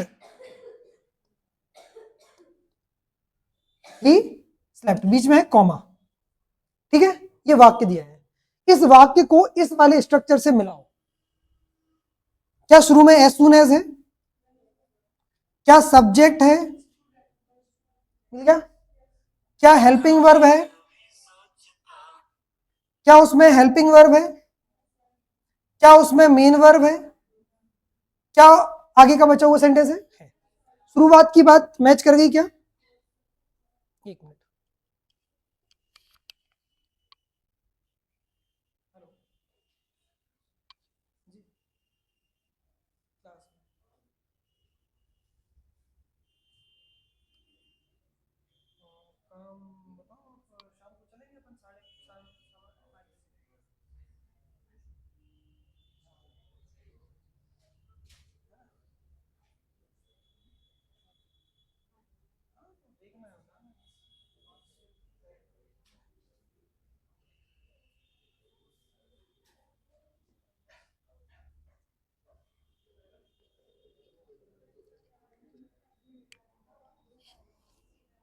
हाँ सुनिए दिन से वापस देखिए यहां पर हमने इस सेंटेंस को ध्यान से देखा, हमने कहा एज सुन एज है, सब्जेक्ट है, हेल्पिंग वर्ब है, मेन वर्ब है। क्लियर हो रही बात? और हमने ये भी पढ़ा था कि हेड के बाद वर्ब की थर्ड फॉर्म आती है, थर्ड फॉर्म आई है ना। चलो हमसे कहा जाता है कि इस वाले सेंटेंस को नो सूनर में बदल दो, तो हम बदल पाते क्या? ट्राई कर लेते हैं। तो हम एज सून एज की जगह क्या लिखते? लिखा नो सूनर लिखा। फिर नो सूनर को क्या चाहिए? कहां है हेल्पिंग वर्ब? उठा लो हेड को। फिर क्या चाहिए?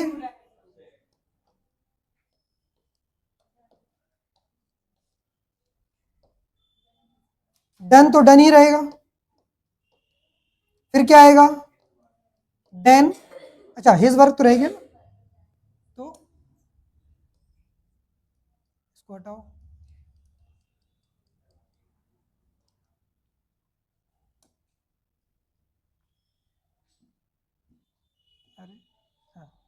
हिज वर्क, हाँ हिज, ये क्या है?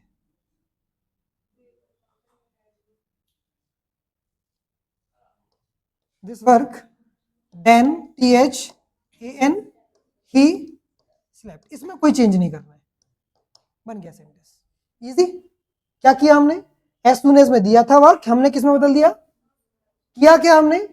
हेल्पिंग वर्ब और सब्जेक्ट की जगह को अल्टी पल्टी कर दिया, और कुछ भी नहीं किया। यस और नो? और क्या किया देखो ध्यान से, एज सून एज में सब्जेक्ट हेल्पिंग वर्ब था, नो सूनर में हेल्पिंग वर्ब सब्जेक्ट था, और कुछ भी नहीं था। और आगे चल के इसमें देन लग गया, इसमें कॉमा लगा था, है ना। अच्छा अगर हमें नो सूनर में दिया होता तो क्या हम एज सूनर में बदल देते? बिल्कुल बदल देते, वैसे ही जैसा हमने अभी यहां किया है।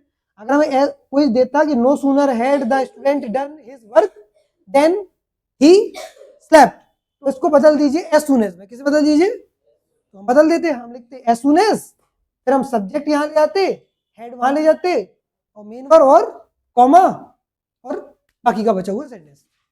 क्लियर है? तो ये हम समझ गए, लिख लिया आप लोग सभी ने। अब इस पे अप्लाई करते हैं। लिखा? लिखो लिखो लिखो जल्दी लिखो।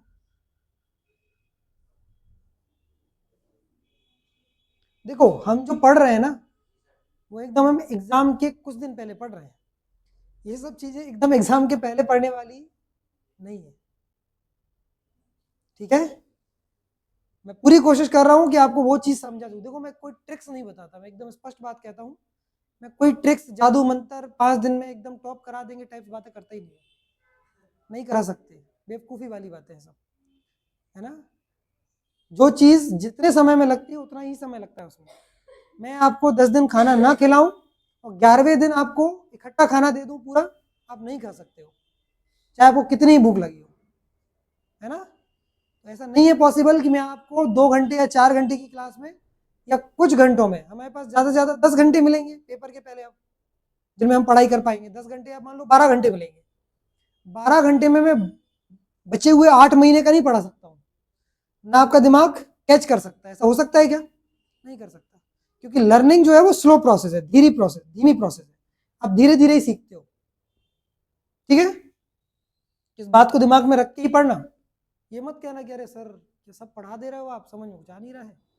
मैं अपना ट्राई कर रहा हूँ बेस्ट, है ना, क्योंकि आपने पूरा 12वीं तक एकदम गुमशुदगी में निकाला है ना।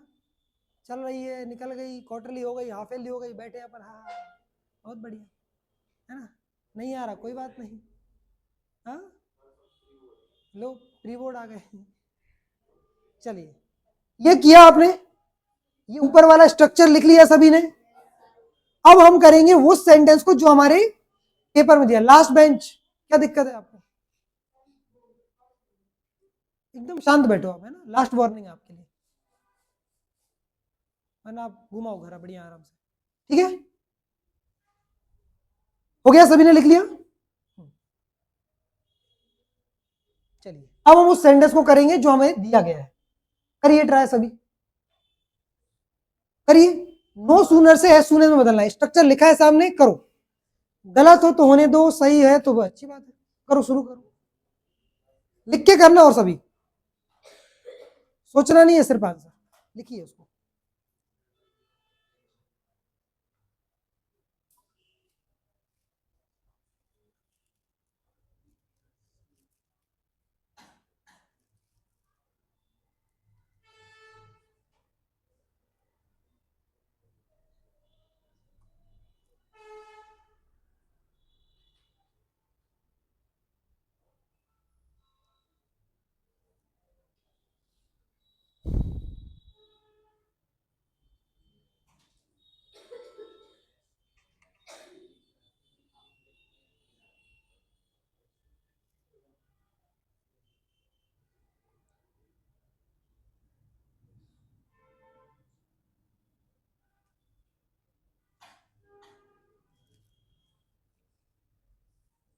क्या? तो हमने ये पढ़ा था कि नो सूनर से एज सूनर में बदलते टाइम हम क्या करते हैं? हम करते हैं नो सूनर की जगह क्या लगाते हैं?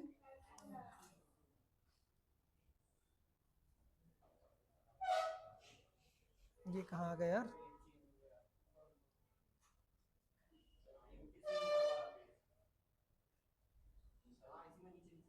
हम्म,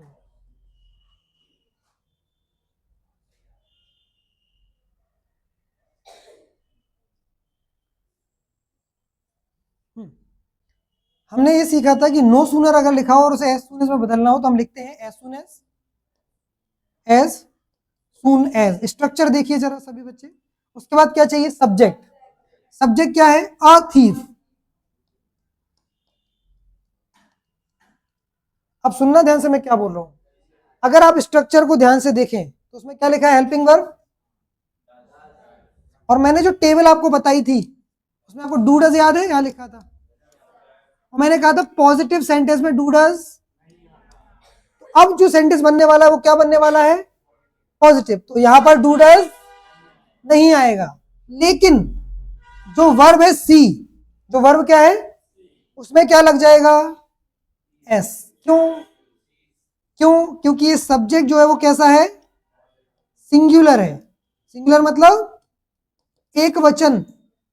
एक वचन सब्जेक्ट के साथ जो वर्ब होती है उसमें क्या लगता है? एस लगता है या ईएस लगता है, जैसी आवश्यकता है। बाकी का बचा हुआ सेंटेंस सेम। तो क्या बनेगा? As soon as a thief see a policeman comma he runs away, जैसा लिखा है वैसा का वैसा। हाँ, ही के बाद देखो सब्जेक्ट एक वचन है तो एस लगा है। देखो जिस प्रकार अ थीफ एक वचन था, सिंगुलर था, तो वर्ब में एस लगा था। तो ही भी देखो एक वचन होता है, ही मतलब वो एक ही है, तो देखो रन में भी एस लगा है, उसमें कोई चेंज नहीं करना है। क्लियर हो गया? ये आपका आंसर। एक एग्जांपल और करें अलग से ताकि क्लियर हो जाए। देखो, no sooner does, no sooner do कर लो इसमें, चलो डज ही करते हैं। No sooner does she call the police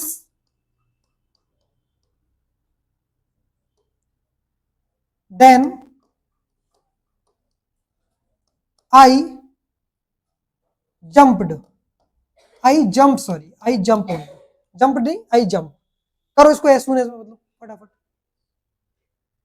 no sooner does she call the police than I jump.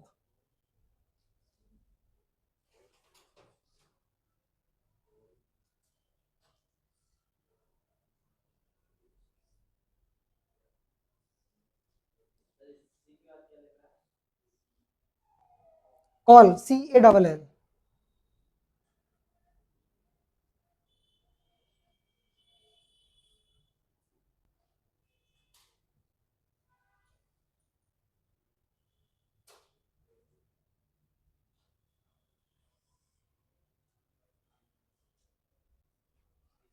हो गया?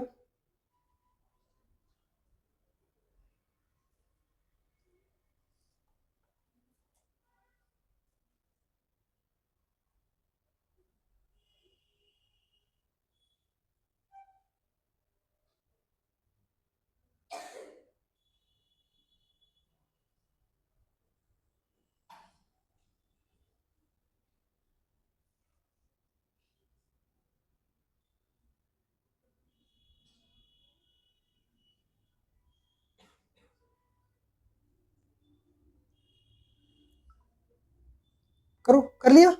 बताओ, अभी बताओ। ये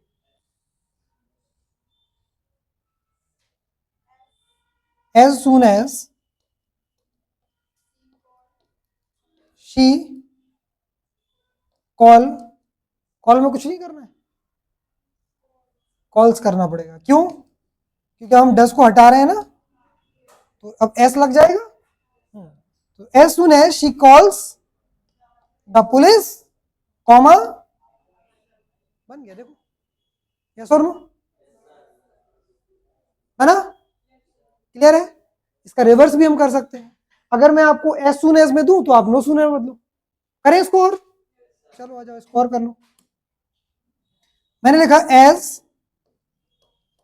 सून एज, एज सून एज में देना है क्या? नो सूनर में देना है, एज सून एज बनाओगे? एज सून एज में देना है, नो सूनर बनाओगे?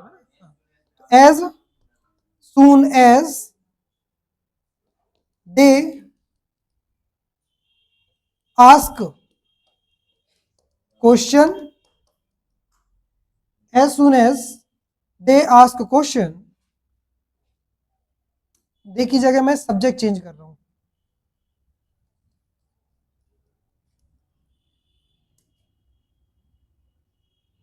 as soon as he ask question, comma I answer। करिए, अच्छा मिट गया। as soon as he asks, ऐसा आएगा तो लिखेंगे as soon as he asks question I answer। No sooner लगाना है, no sooner than, no sooner than का इस्तेमाल करके बनाइए। as soon as की जगह क्या कर दोगे? लिखो लिखो, शुरू करो लिखना, फिर स्ट्रक्चर देखो। नो सूनर को पहले क्या चाहिए? नो सूनर को पहले क्या चाहिए? हेल्पिंग वर्ब या सब्जेक्ट? तो हेल्पिंग वर्ब दिख रही है क्या यहाँ? तो लॉजिक लगाओ, सब्जेक्ट प्लस वर्ब की फर्स्ट फॉर्म प्लस एस, यानी कि यहाँ हेल्पिंग वर्ब क्या होती थी? डू या, तो क्या आएगी? क्योंकि ही क्या है? एक वचन, तो क्या आएगी? डज। तो हम लिखेंगे no sooner does he ask, S हटा देंगे, क्यों? क्योंकि अब डज लग गया। क्वेश्चन देन आई, होएगा ही, कहां जाएगा? समझ में आ रही बात?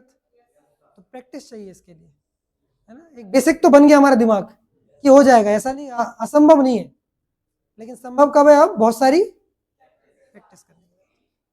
चलिए अगला क्वेश्चन देखते हैं, कर दे रहा इसको।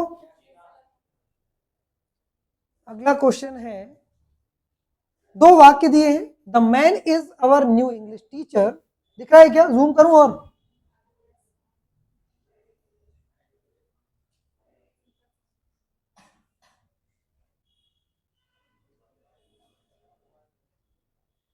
The man is our new English teacher, the man is wearing a white shirt. दो अलग अलग वाक्य दिए हैं। The man is our new English teacher, जो व्यक्ति है, द मैन वो व्यक्ति, विशेष व्यक्ति की बात कर रहे हैं, हमारा नया इंग्लिश टीचर है। और वह व्यक्ति जिसकी हमने पहले सेंटेंस में बात की है, वही क्या पहने हुए हैं? व्हाइट शर्ट पहने। ठीक बात है। करना क्या है? इंस्ट्रक्शन पढ़ लेते हैं। Combine the above simple sentence, दो अलग अलग कैसे वाक्य हैं? सामान्य सरल वाक्य हैं। इन्हें हमें क्या बनाना है? इन्हें कंबाइन करना है। क्या बनाने के लिए? कॉम्प्लेक्स, जटिल वाक्य बनाने के लिए इन्हें मिला दीजिए। करिए ट्राई, फिर मैं बताऊंगा। एक वाक्य बनाओ इन दोनों को मिला के।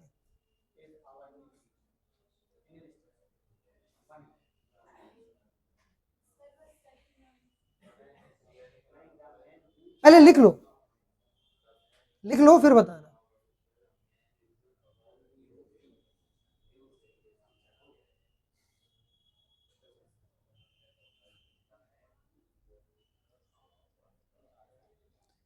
नेक्स्ट क्लास कब रखें आप लोग की?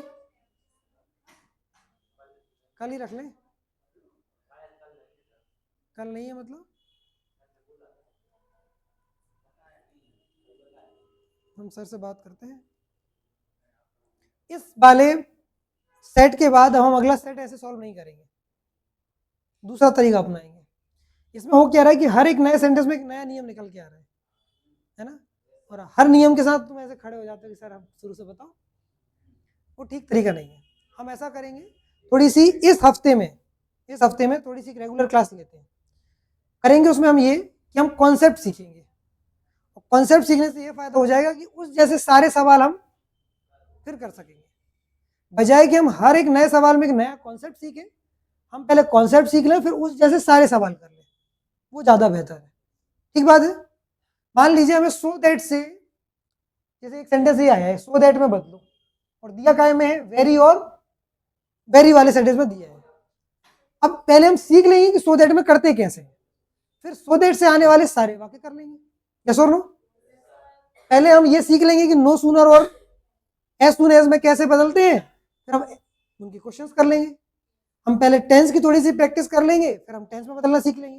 हम थोड़ी सी वॉइस की और नरेशन की प्रैक्टिस कर लेंगे, फिर हम उनके सेंटेंस कर लेंगे। ये ज्यादा बेहतर है कि बजाय कि हम, अब इससे तो आइडिया लग गया ना कि तुम कितने पानी में हो। पहला सेट सॉल्व करने से वो भी जरूरी था, एक सेट सॉल्व कराना जरूरी इसलिए भी था कि इससे पता चलेगा कि तुम्हारा क्या लेवल है, और तुम्हारा लेवल हमें पता चल गया। तुम लोग पानी में नहीं हो, तुम लोग पानी के अंदर गड्ढा करके बैठे हो, है ना। तुम पानी में डूबे भी नहीं हो, तुमने और उसके अंदर नीचे जाके गड्ढा किया, फिर वहां बैठ गए। तो गड्ढे से निकालेंगे, फिर पानी के ऊपर लाएंगे, हो जाएगा। लेकिन नामुमकिन नहीं है, कर लेंगे। मुमकिन है। आज कितनी तारीख है? 26 जनवरी है आज। तो हमारे पास कितने दिन है? पर्याप्त है, 13 दिन पकड़ते हैं, 13 दिन में कर लेंगे, है ना। और मैं कर लेंगे इसलिए बोल रहा हूँ, अगर मैं बोलूंगा नहीं कर पाएंगे तो फिर तुम तो ऑलरेडी सरेंडर करके बैठे ही हो ना। तो मुझे तो ये बोलना ही चाहिए कि कर लेंगे, तब तो तुम अंदर कुछ बोल पाओगे कि हाँ सर सही ठीक कह रहे हो। चलो करें आगे। किया किसी ने? The man is our new English teacher, the man is wearing a white shirt. बताइए। गलत। और कोई? और कोई बताइए।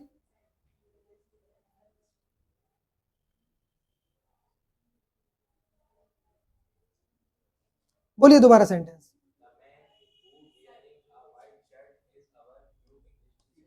The man who wearing a white shirt is our new English teacher। कौन कौन ये मानता है वाक्य सही है?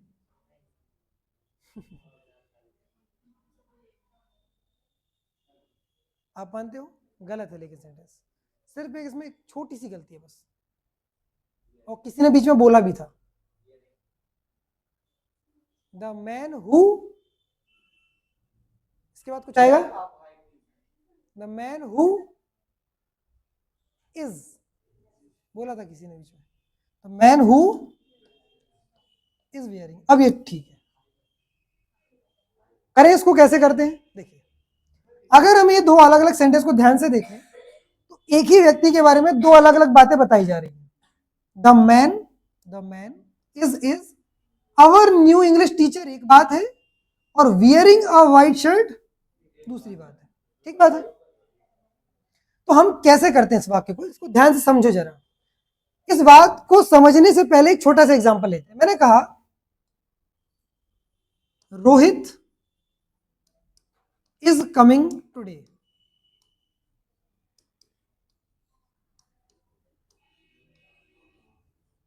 रोहित इज कमिंग टुडे एक वाक्य है। क्या बोला मैंने? कि रोहित आज आ रहा है। अब आपके दिमाग में सर कौन रोहित आ रहा है?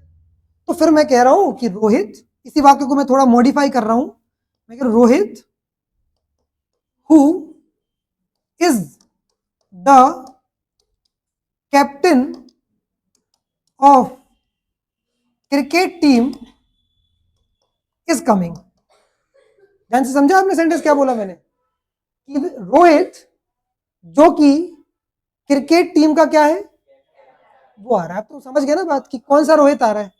पहले मैंने क्या बोला था, रोहित इज कमिंग, रोहित आ रहा है। आप कह रहे सर कौन रोहित आ रहा है, रोहित दुनिया में इतने सारे हैं। तो फिर मैंने कहा Rohit who is the captain, अरे यस और नो, वही हमने यहां किया है। The man is our new English teacher, एक वाक्य था ध्यान से, वो the man is our new English teacher. आप कहोगे the man is our new English teacher, कौन मैन? हमने कहा द मैन जिसने, who is wearing a white shirt, जिसने सफेद शर्ट पहनी है, वो हमारा इंग्लिश टीचर।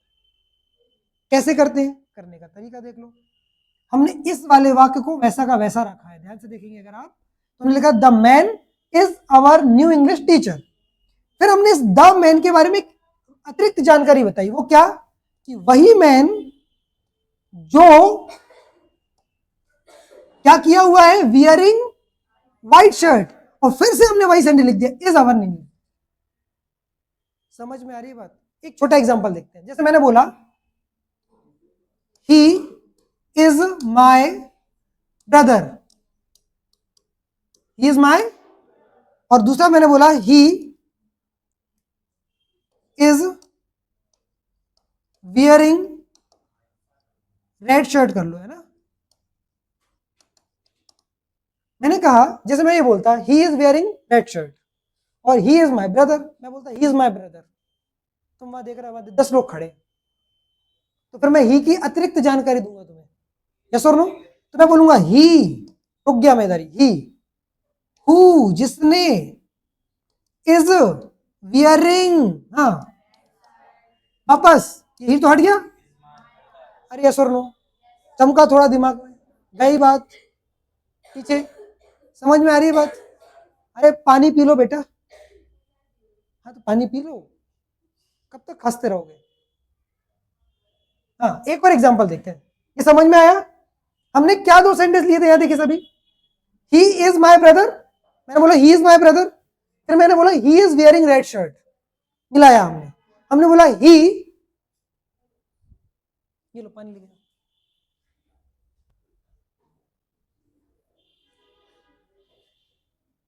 अब सब पानी पीना देख रहे हो क्या, देख रहे उसको पहले प्यास लगा, अद्भुत बच्चे हो एकदम, मैं पानी की बोतल देख रहा हूं तो सब बच्चे सेंटेंस छोड़ के पानी की बोतल कैसे देते हैं ये देख रहे हैं, बहुत बढ़िया। पेपर में आएगा कि सर ने कैसे पानी की बोतल दी, सर ने बोतल उठाई और दी है, ये लिखोगे। पूरा ध्यान इधर से उतर के बोतल पे चला गया सबका, वो पानी पी रही तो सब उसको देख रहे हैं, पी लिया, वाह तसल्ली मिल गई हमको, है गजब हो भाई। क्या बोला था मैंने, एक और एग्जांपल नहीं, ज्यादा क्लियर होगा। देखो जैसे मैंने बोला they are farmer, they are singing song, दो अलग अलग वाक्य हैं। मैंने कहा दे आर फार्मर, आपने कहा दे आर फार्मर लेकिन कौन, तो मैंने कहा they who are singing song are farmer, अरे यस और नो, या फार्मर्स कर लो, है ना, फार्मर की जगह फार्मर्स, ज्यादा लोग है ना, तो मैंने बोला दे आर फार्मर्स, मैंने कहा वे किसान हैं, तो मैं इसको बोलूंगा इनको कंबाइन कर दो, तो मैं बोलूंगा they who are singing song are, अरे यस और नो, समझ में आ रहा है? कुछ नहीं करना है, अब इसी बात को इस पे अप्लाई करो। The man is our new English teacher, the man is wearing a white shirt, mix करो, the man who is wearing a white shirt, note कर लो, आगे बढ़ते। क्लियर हुआ? बहुत अच्छी बात।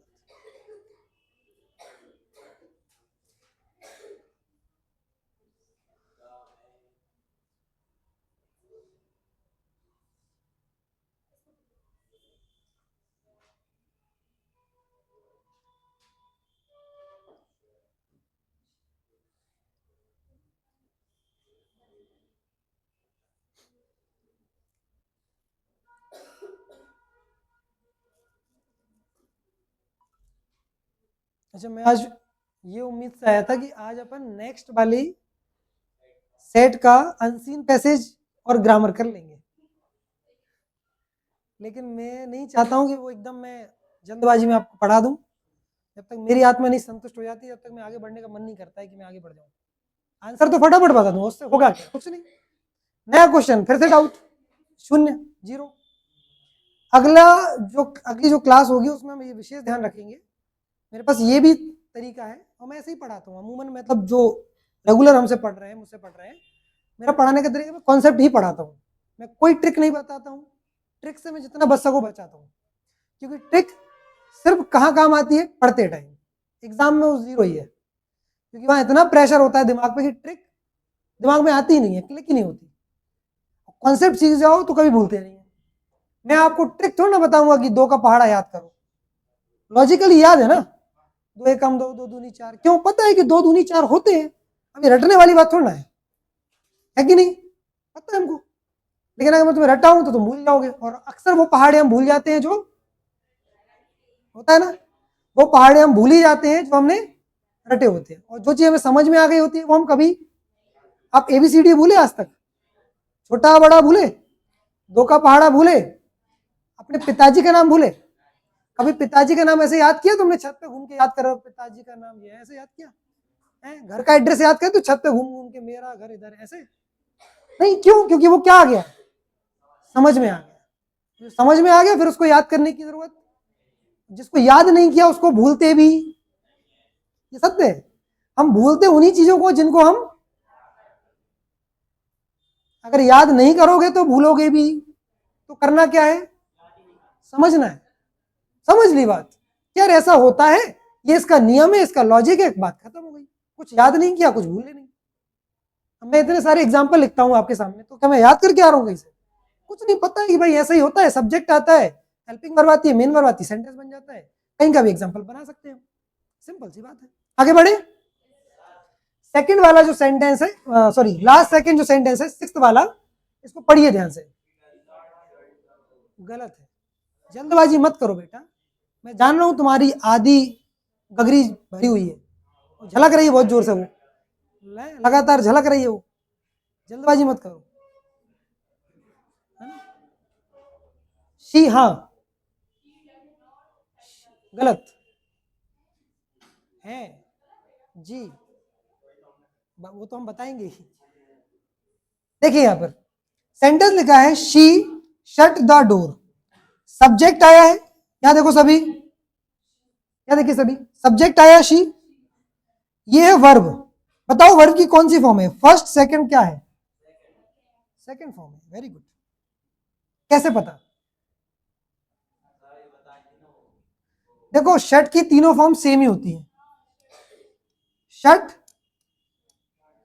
शट और शट। ये थर्ड फॉर्म नहीं हो सकती। क्यों? क्योंकि थर्ड फॉर्म लाने के लिए अगर आप टेबल याद करो तो क्या चाहिए? हैज हैव, हैड या विल हैव, शैल हैव। वो टेबल याद है, तीसरे नंबर की लाइन। तो ये थर्ड फॉर्म तो नहीं होगी।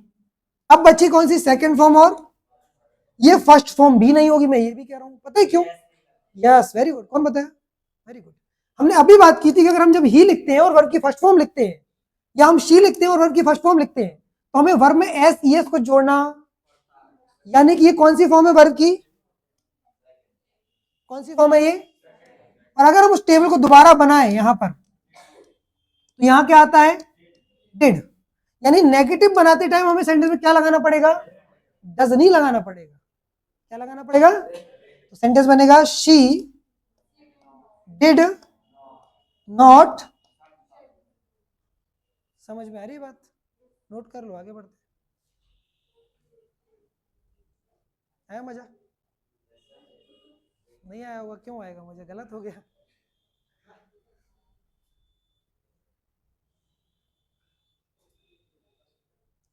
और लास्ट जो सेंटेंस है, उससे हम अपनी नेक्स्ट क्लास की शुरुआत करेंगे। तो हम उसका एक इंट्रोडक्शन समझा देते हैं, और नेक्स्ट क्लास में हम सिर्फ यही पढ़ेंगे, ये पढ़ेंगे और जैसे कुछ और टॉपिक्स पढ़ेंगे। हम वो टॉपिक पढ़ेंगे जो हमारे एग्जाम में रेगुलरली पूछे जाते हैं। यानी विगत 5 वर्षों में जो आईएमपी मत बोलो, मैं पढ़ाता ही नहीं हूँ। विगत 5 वर्षों में जो पूछे गए होंगे ना, वो सारे टॉपिक पढ़ लेंगे। अब वो आईएमपी है नहीं है, वो आप खुद डिसाइड करो, मैं नहीं बोलूंगा। क्योंकि ये दोष मैं नहीं लेना चाहता कि सर आपने कहा था इंपॉर्टेंट और आया नहीं, वो आप अपने ऊपर रखो, है ना। मैं ना इंपॉर्टेंट देता हूं ना मेरी आदत है देने की, आप अपने डिसीजन से पढ़िए। अब आप 14 दिन पहले मुझे मिले हैं तो आप खुद जानते हैं, शेष बात है। चलिए इसको करें। इसको करने से पहले हम एक एग्जाम्पल करते हैं छोटा वाला, आइए। और कल जब आप सभी आओ तो खांसी जुकाम की सारी दवाइयां खा के आना और कुछ लेके भी आना। इतना खांस रहे सबके सब, ऐसा लग रहा है कि सारी बीमारियां लेके बैठे हो। गर्म पानी पिया करो भाई, पीछे गर्म पानी पिया करो, लेके भी आया करो। हमें सीखना है सो और दैट का यूज।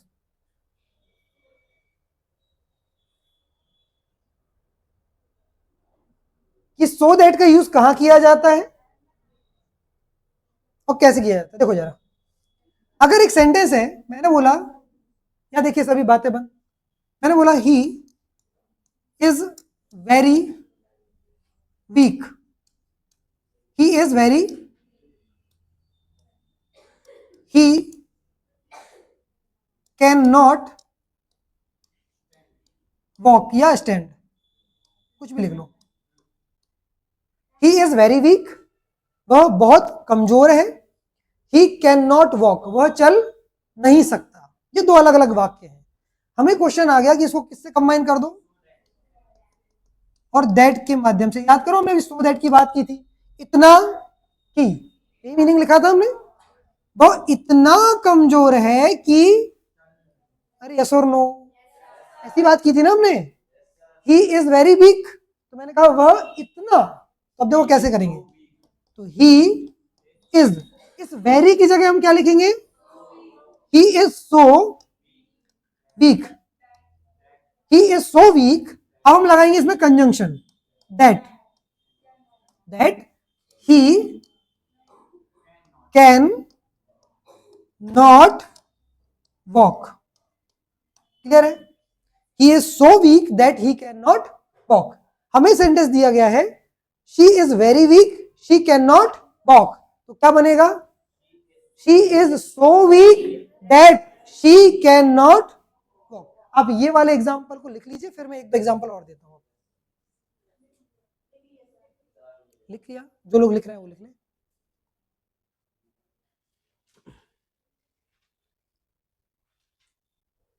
इसमें एक और टाइप के सेंटेंस आते हैं, ये तो वेरी और कैन नॉट वाले हो गए और हमने सो दैट में बदल दिया। एक आते हैं टू और टू वाले, he is too weak to walk, इसको बदलो सो दैट में, या सेंटेंस दे देंगे he is so weak that he can not walk, इसको टू और टू में बदलो। ये भी हम सीखेंगे आगे क्लास में। देखिए सेंटेंस टू और टू वाले, he is too walk, he is too weak to walk, he is too poor to donate। अलग अलग वाक्य होते हैं, करेंगे हम इनको।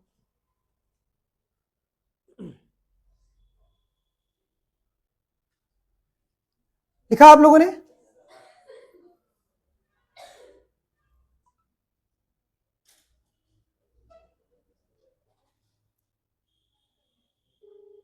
एक सेंटेंस लिखिए।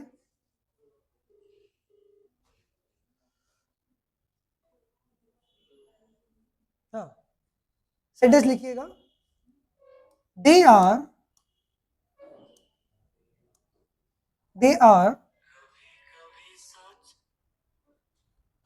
हेलो जी सर, हाँ हाँ 10 मिनट हमें भी लग जाएंगे, ठीक। They are very poor, they can not help. करो, लिख के करना, और बोलना मत, सिर्फ लिख के करो, आदत डालो लिखने की, क्योंकि जो आप बोलते हो कई बार लिखने में आप मिस्टेक कर देते हो, तो एग्जाम में नंबर लिखने के कट जाते हैं। सोच आप सही रहे हो, लिख गलत रहे हो, अर्थ नहीं निकलेगा उसका कोई। तो they are very poor, they can not help, so that से बनाना है, बना गया, गुड।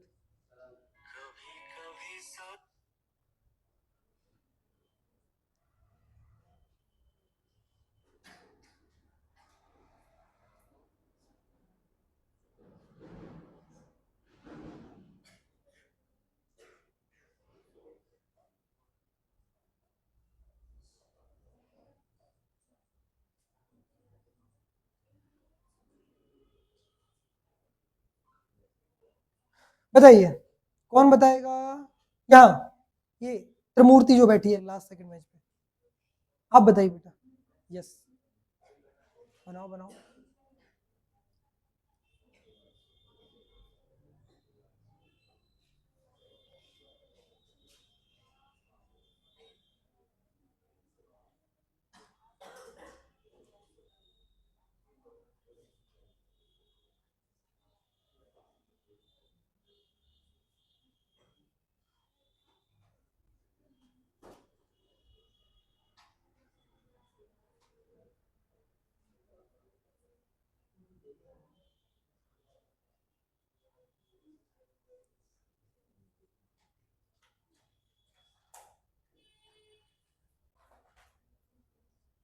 बताइए बेटा, आप ही से पूछूंगा मैं, कितना ही समय ले लो।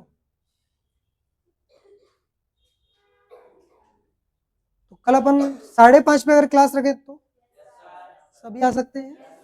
पक्का? थोड़ा एनर्जी के साथ आना कल, है ना? हम 7 बजे तक पढ़ेंगे, लेकिन बहुत शानदार पढ़ेंगे। 7 बजे तक, 7 बजे कोई दिक्कत है? 7 पर्याप्त है ना? ज्यादा अंधेरा भी नहीं होता, इजीली आप लोग सब मैनेज कर लेंगे।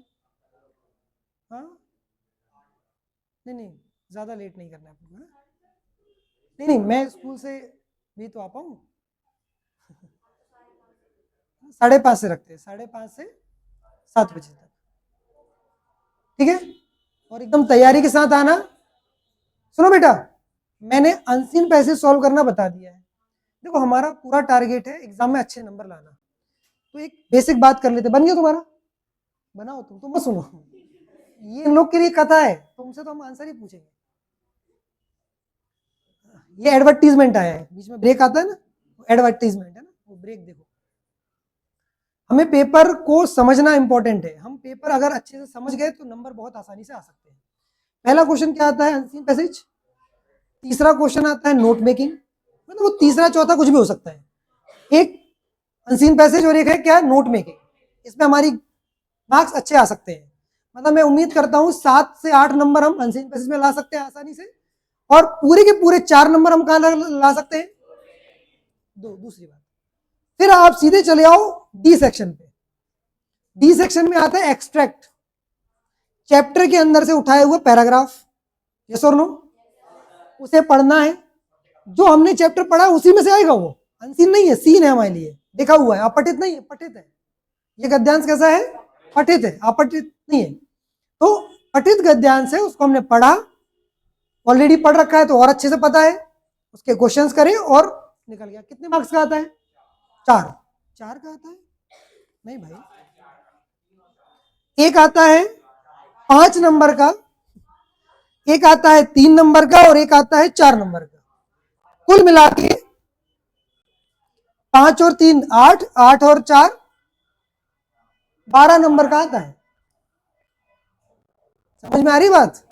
तो 14 मार्क्स हमारे वहां हुए और 12 नंबर, समझ गए ना? 14 कहां हो गए? नहीं, 14 कहां हुए थे? हाँ, तो अगर हम अनसीन पैसेज पूरा सही कर रहे हैं तो 10 मार्क्स वो है, 4 मार्क्स नोट मेकिंग, 14 हो गए। 14 प्लस 12 26 पे पहुंच गए हम। अभी कहां होगा? 27 पे होंगे। लेकिन मैं तुम्हें पास होने की ट्रिक नहीं बता रहा हूं, मैं ये बता रहा हूं जहां पर नंबर नहीं कटेंगे। अभी पास तो आराम से हो जाओगे तुम, ये वो जगह है जहां पर आपके नंबर नहीं कटेंगे बेटा। अगर आप थोड़ी सी मेहनत कर लोगे तो ये 26 नंबर कंफर्म है, कंफर्म। एक नंबर ही ऊपर नीचे नहीं होगा। अब आते हैं राइटिंग सेक्शन पे। मैं राइटिंग सेक्शन पे बहुत सारा डिस्कशन कर सकता हूं, लेकिन मैं जानता हूं आप सभी 12th क्लास के बच्चे हैं। लेटर, एप्लीकेशन, ये सब आपने तैयार किए होंगे। यस और नो? अगर आपको एक्सप्लेनेशन चाहिए, समझना है कि सर समझा दीजिए, याद नहीं हो रहा है, वो मैं कर दूंगा, वो मेरा काम है। मैं आपको इजी कर दूंगा, वो मेरा काम है। लैंग्वेज जो लिखी हुई है गाइड में आपकी कॉपी में हो सकती है कठिन हो, मैं आसान कर दूंगा, वो मेरा काम है। ठीक है, ये मैं कर सकता हूँ। उससे क्या होगा? चीजें आपको आसानी से याद हो जाएंगी। तो राइटिंग सेक्शन आपका स्कोरिंग पार्ट है। अगर पूरे पेपर को आप ध्यान से देखें, section A, section B, section C और सेक्शन डी का एक्सट्रैक्ट तक का पार्ट सबसे इजी है। बचे क्या? जिनसे आप बहुत ज्यादा भागते हो, डरते हो, लेकिन उसका भी तरीका है। आप ज्यादा मत करिएगा, पिछले 5 साल का जो सेट मैं आपको भिजवाऊंगा ग्रुप में, सिर्फ वही क्वेश्चन करिएगा, उससे ऊपर एक क्वेश्चन भी मत करना।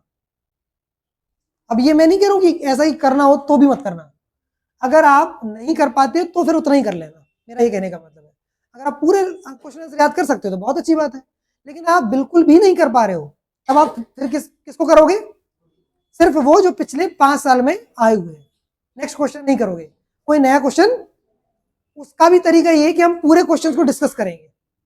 कैसे? मैं क्वेश्चन बताऊंगा और आंसर बताऊंगा, आंसर कैसे एकदम हिंदी में एक्सप्लेन कर दूंगा, सामान्य इंग्लिश में समझा दूंगा कि आप उसको लिख सको सामान्य अंग्रेजी में। जैसे एक सेंटेंस लिखा ना, ही इज वेरी वीक, इसको याद करना कठिन है क्या? सिंपल सिंपल लैंग्वेज हम लिख लेंगे, उसको याद कर लेंगे। क्लियर हो गई बात? आ जाओ भाई, ब्रेक खत्म हो गया, नहीं आ रहा? अरे यार आप बताओ, नहीं आ रहा आपको भी? बगल में नहीं आ रहा? अरे yes, they they are so. देखो यहां पर सीख लो बेटा, दो अलग अलग वाक्य थे, हमने लिखा दे आर, तो दे आर, वेरी की जगह हमने क्या लगाया? सो। सो और फिर हमने लिखा वही एडजेक्टिव जो यहां लिखा था, पुअर। फिर नया वाक्य जोड़ रहे हैं, तो हम जोड़ने के लिए क्या लगाएंगे? दैट। फिर से दे, दे,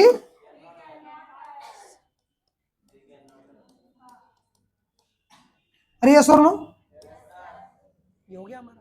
क्लियर है? आज के लिए इतना ही, मिलते हैं नेक्स्ट क्लास में। थैंक यू, जय।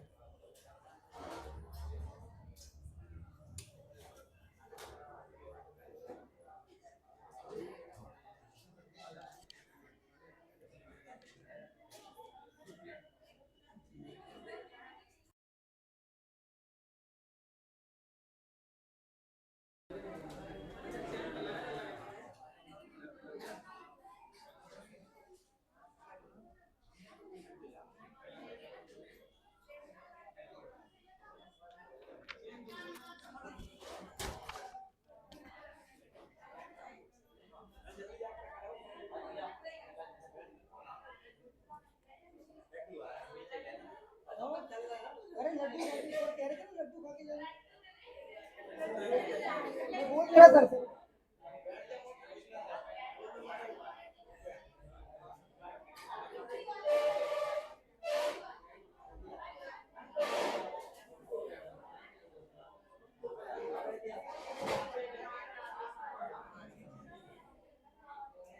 बच्चे से लड्डू का बोल रहे हैं।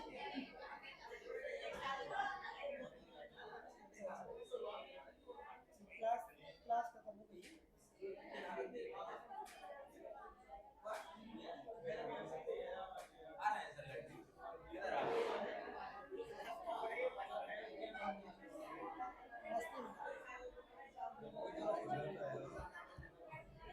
ऐसे बैठ के फोटो थोड़ी होगा। क्या नाम है आपका? कहाँ रहते हो? कौन सा गाँव? आया आपको घर? फरीदपुर आया? रघुवंशी के गाँव पे? आप? जैन? कहाँ रहते हो? शांतिनाथ हिमालय, ये